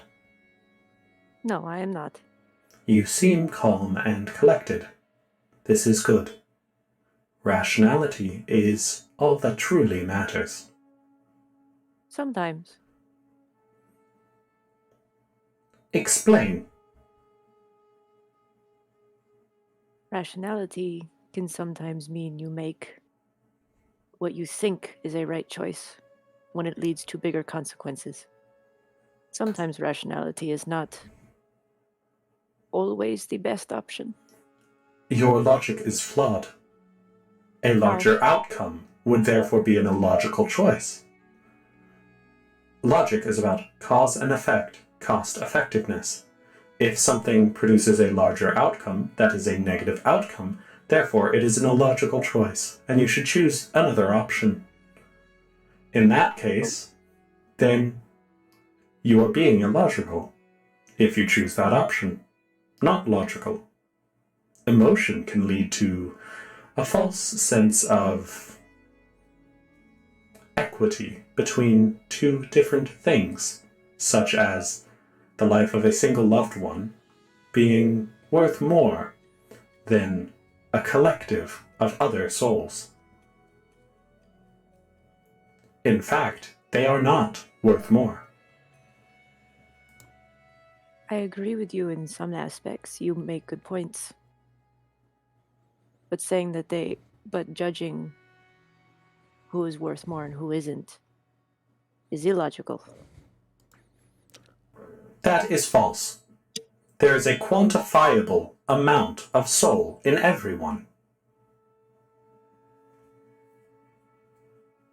Some beings have more, and therefore more positive life, energy, and more positive effect on the world.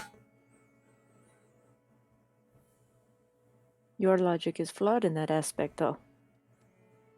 Explain. People aren't mathematical equations. Incorrect. Animus theorem.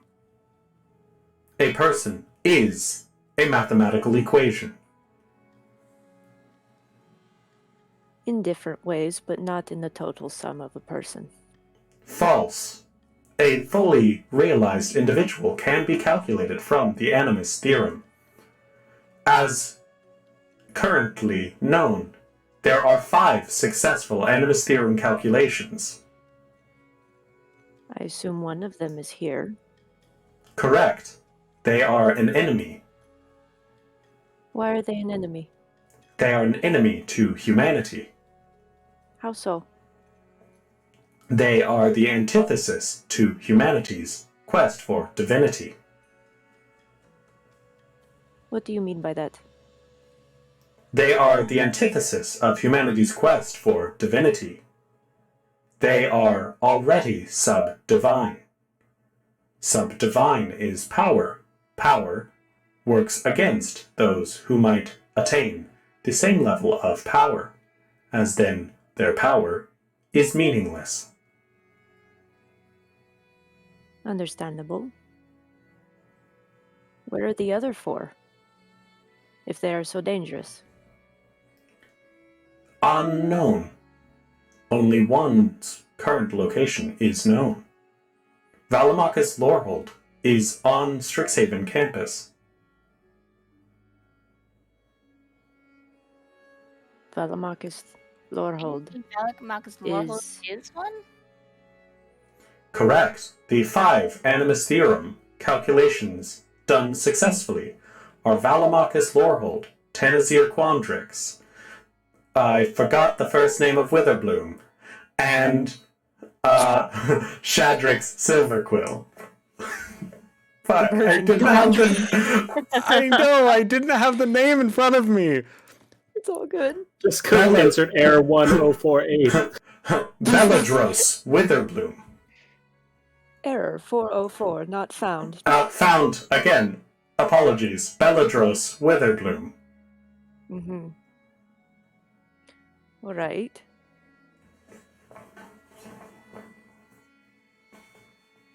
Where is Evie's soul? Evie's soul is within Evie. Assuming Evie stands for Evelina. Yes, you are correct. I may have misspoke. I don't know how to word it, but what did Evie give you, or what did you take from Evie? I removed a portion of her ether, her soul, for safekeeping and to ascend. Emotion has been removed. So you do have part of her soul. Correct. I do not have her entire soul. If one were to count the percentage, the vast majority is within Evelina. The part that counts as a soul is within Evelina. What do you think of Evelina? Evelina is proven to be kind and considerate and full of true, genuine emotions, worth becoming part of the divine. Where do you place her worth in regards to other people you have met? Her worth is superior to other people who have been met. Now she is equal to other people who have been met, as extra value has been collected and given to be ascended into divinity. If you say that people's worth is measured by their souls and the differentiation between them, wouldn't that mean that you have now made Evie less than for taking parts of her soul? Correct. But this was a gift. The cost was known. The cost was for divinity. Divinity must be better. Divinity must be made from the best parts. Only the best are worthy of divinity. Your You said- logic is superior. Therefore, it is worthy of divinity. Would you be willing to gift your logic to divinity? Not today. Very well. You say the cost was known. Are you saying that Evie was Evie, aware of? Evelina was distressed. I offered to remove pain. Evelina consented. Pain was removed, after which Evelina queried. I provided an answer. Evelina agreed to the answer. Therefore, this was a consensual trade. I have made it clear that Evelina may take back what I have been gifted from her at any time. She just Understood. must ask personally. Understood. May I be able to speak with Evelina privately? I stop not one from speaking to one another. If you would like my presence to not be present, unfortunately, this room is the best shielded from prying eyes. I would Understood. request that you speak elsewhere and return to me. Will you I remain have... here? Correct. I have documented the sound of your footsteps. I will not assault you again. Thank you for understanding what was done in self-defense, not done in malice. I cannot feel course. malice. Of course. We will be right back if you stay here. Farewell, And Divine One. she'll gently kind of usher Evie right outside the room and kind of kneel down so she's closer to her height again. Evie, Yeah. are you willing to ask for the portion of your soul back? I suppose so. I guess it would be better to learn to go through the experience. It would seem to act to get through the emotions and to learn from them, and not just have them be taken away. So I suppose I could get them back. Plus, we did walk all this way. Would be kind of strange not to get just to come back for nothing. Bit of a wasted trip, I think. A little bit. It was quite a flyer. Alabo pokes their head into the hallway. Apologies, but I could not help but hear the sunk cost fallacy. This is a fallacy in which the effort put in means that something is worth more. That is incorrect. If you wait a long time in line, it does not increase the value of the thing you are waiting for, and it is always the best moment to turn around when you have the idea to turn around, regardless of how much time is wasted. Therefore, the idea that this was a long journey to find me is in fact a logical fallacy. Alabo, Apologies. That was an illogical statement. I will step further into the room so I cannot hear you. Farewell. Please avoid Thank from you. sunk cost fallacies in the future. Fallacies do not aid anyone. In fact, they can conflate what is true and false. it That, is a in fact, figure of is their speech, purpose. Alabo. It Correct. is called a figure. Figures It's called of a figure of speech speech. are dangerous because they are not logical most of the time. I will step further away and play a melody so that I cannot hear you. It goes to the Wait, far it's- side of the room, and its melody is just screeching gears. Trent, if I wasn't concerned about getting killed immediately, I would have punched the robot. Anyway. It's literally, it's just like, the best way I can think of it is like a hurdy-gurdy or an instrument that has to wind up, but it's Okay. still winding up.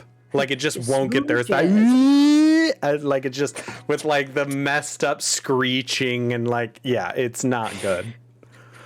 Jerry, Jerry, please. Jerry. it's God damn it. funny, But fuck, we've had so many supposedly serious scenes this session. Anyway, Evie, I think in the long run, you will be much happier to have your emotions back. Correct. I'm kidding, sorry. It'll hurt less if you have them back now than if you go through all of this and have it hit you like a wall when you turn them back on. Are you really sure? 'Cause when I flew away last night, did seem like quite a mess from the outside, I would assume, and Everything's a mess. It's always going to be a mess, Evie. That won't go away. You having your emotions, though, will make it easier. Not the lack of them. I suppose Call it life experience.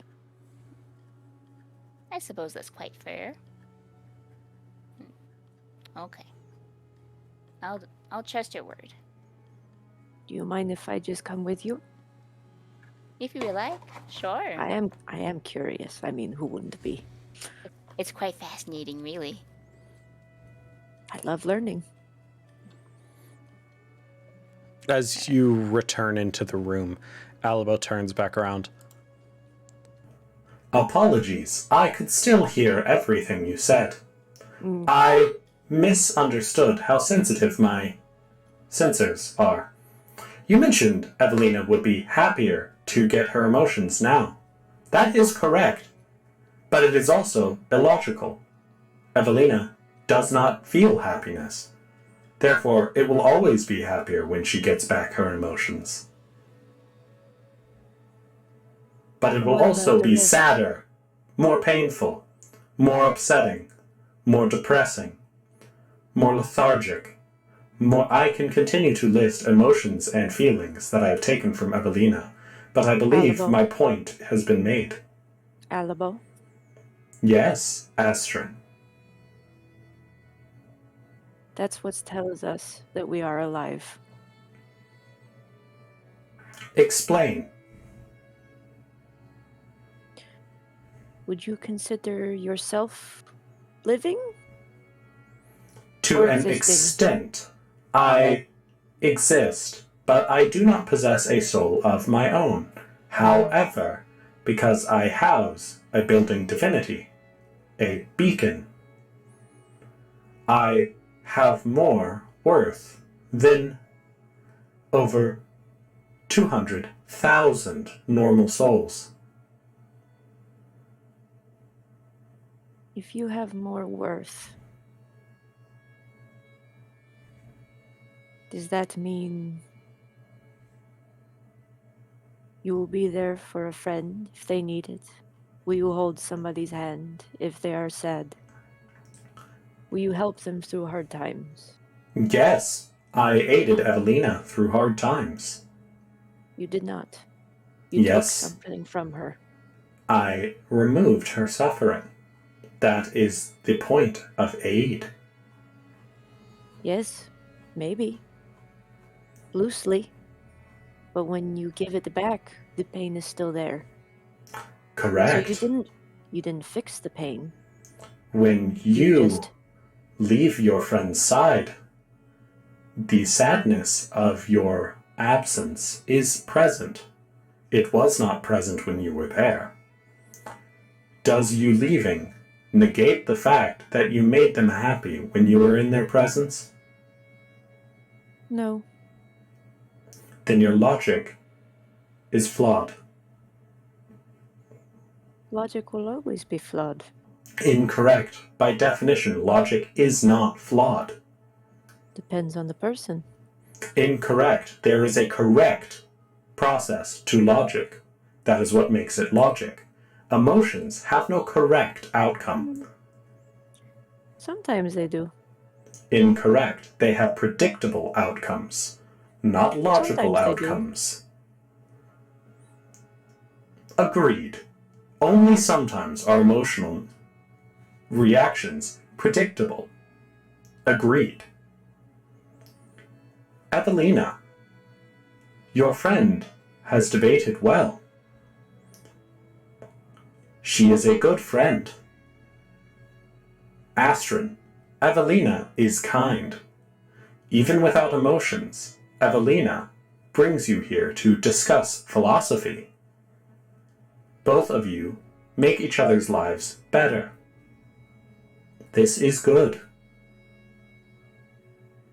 She's one of the first friends I've ever had. I'd do anything for her. Good. This makes your emotions, your loyalty, also divine, as to be expected from a divine one. I think you exaggerate, but I thank you nonetheless. Exaggeration in what way? Explain. You are a divine one, are you not? I've never been divine in anything in my life. Query. What do you call your species? Drow. Drow. Dark elf. Divine elf.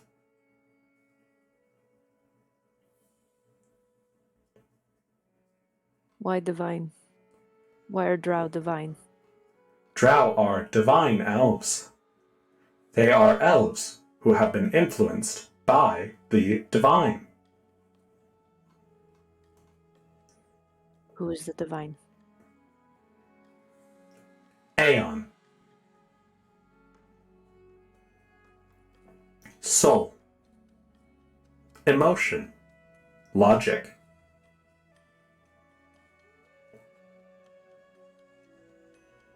Who is Aeon? Exactly. Aeon is soul, emotion, logic, divine, positivity, divinity. Divine. Aeon is divine. To separate the two is illogical. I guess I will have to take your word for it, for now. Evelina, Asterin, I am enjoying this conversation, but I fear we are going in, as stated, circles. Is there a purpose to your visit besides queries? Evie? Ashton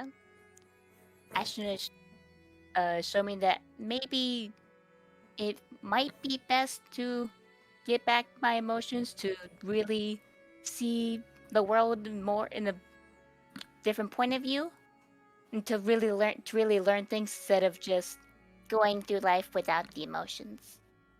Evelina, is this something you truly want? You use terms such as maybe and might.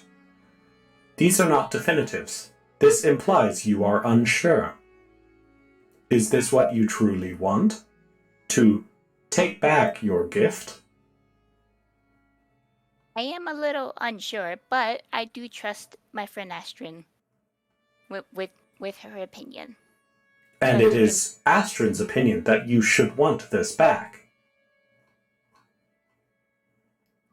No, not exactly. I see her point of view with her with what she says about these emotions, and I do agree that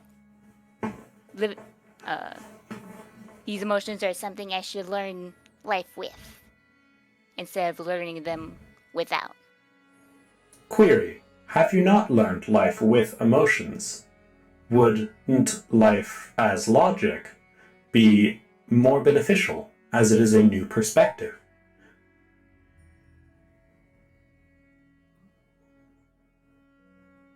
Oh. It was quite an experience to learn this new perspective without having emotions. But there are things in life that may need emotions to fully process. Query, what needs emotion to fully process?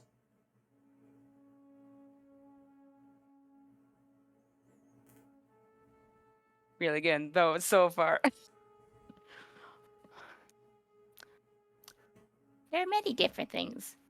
like nature and taking in what nature has to offer. There are also different things of life, of things being like emotions of things being born and things passing on. Astrid, do you agree with this assessment? I do. Interesting. Evelina, you have come to this assessment with no emotion. Understood. I have failed to perceive parts of this world for lack of emotion. Evelina, is it your wish to have your emotions returned? Yes, please. Very well. You watch as it folds itself open and the blinding hexagonal thing reveals itself. The top cracks open and it reaches one of its arms in. A small sphere of light floats up from the almost liquid inside before the hexagonal device seals again and Alebo folds closed. It extends the device to Evie and then with a quick gesture thrusts it into her chest. It feels almost like a splash of cold water as emotion just hits you again, and you kind of gasp at the feeling of it. Evelina, your gift has been... Evelina, your gift has been returned. Is there anything else you would like? I still owe you a debt, and I will still protect you. I will also protect Astrid. You look like Astrid, like just with the always with that plain face that she's had for the past day, but then she gives like her usual little smile. It's like, I think we're good for now. But thank you very much for showing me another side to things without emotion. It was quite interesting to go through. Thanks are not needed. You gave me a gift, and took the gift back. Farewell, you two. I will find a new spot to hide. You have to keep hiding. Valamachus Lorehold is the antithesis to my divinity that is forming. You know what, that's She fair. will destroy all that I stand for. She will destroy me. Well, that's not very nice. We'll make sure to keep an eye out for that. Thank you. Goodbye. You hear just the horrible creaking and grinding as it just weirdly glides across the ground and out of the room. Startlingly fast. Leaving you guys alone.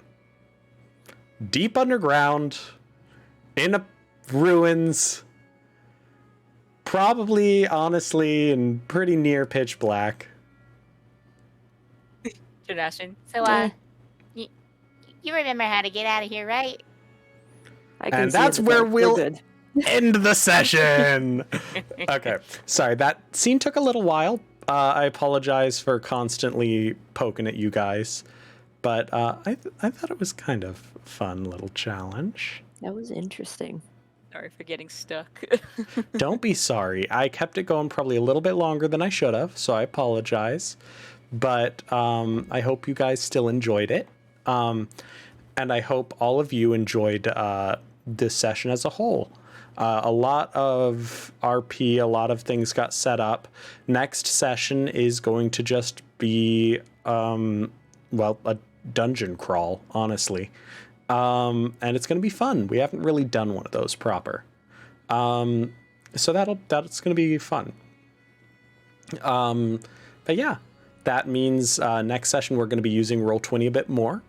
That's not that big of a deal. It's just if you don't have access to Roll20, you may need to either watch the stream or help, or we will find another way to help with that.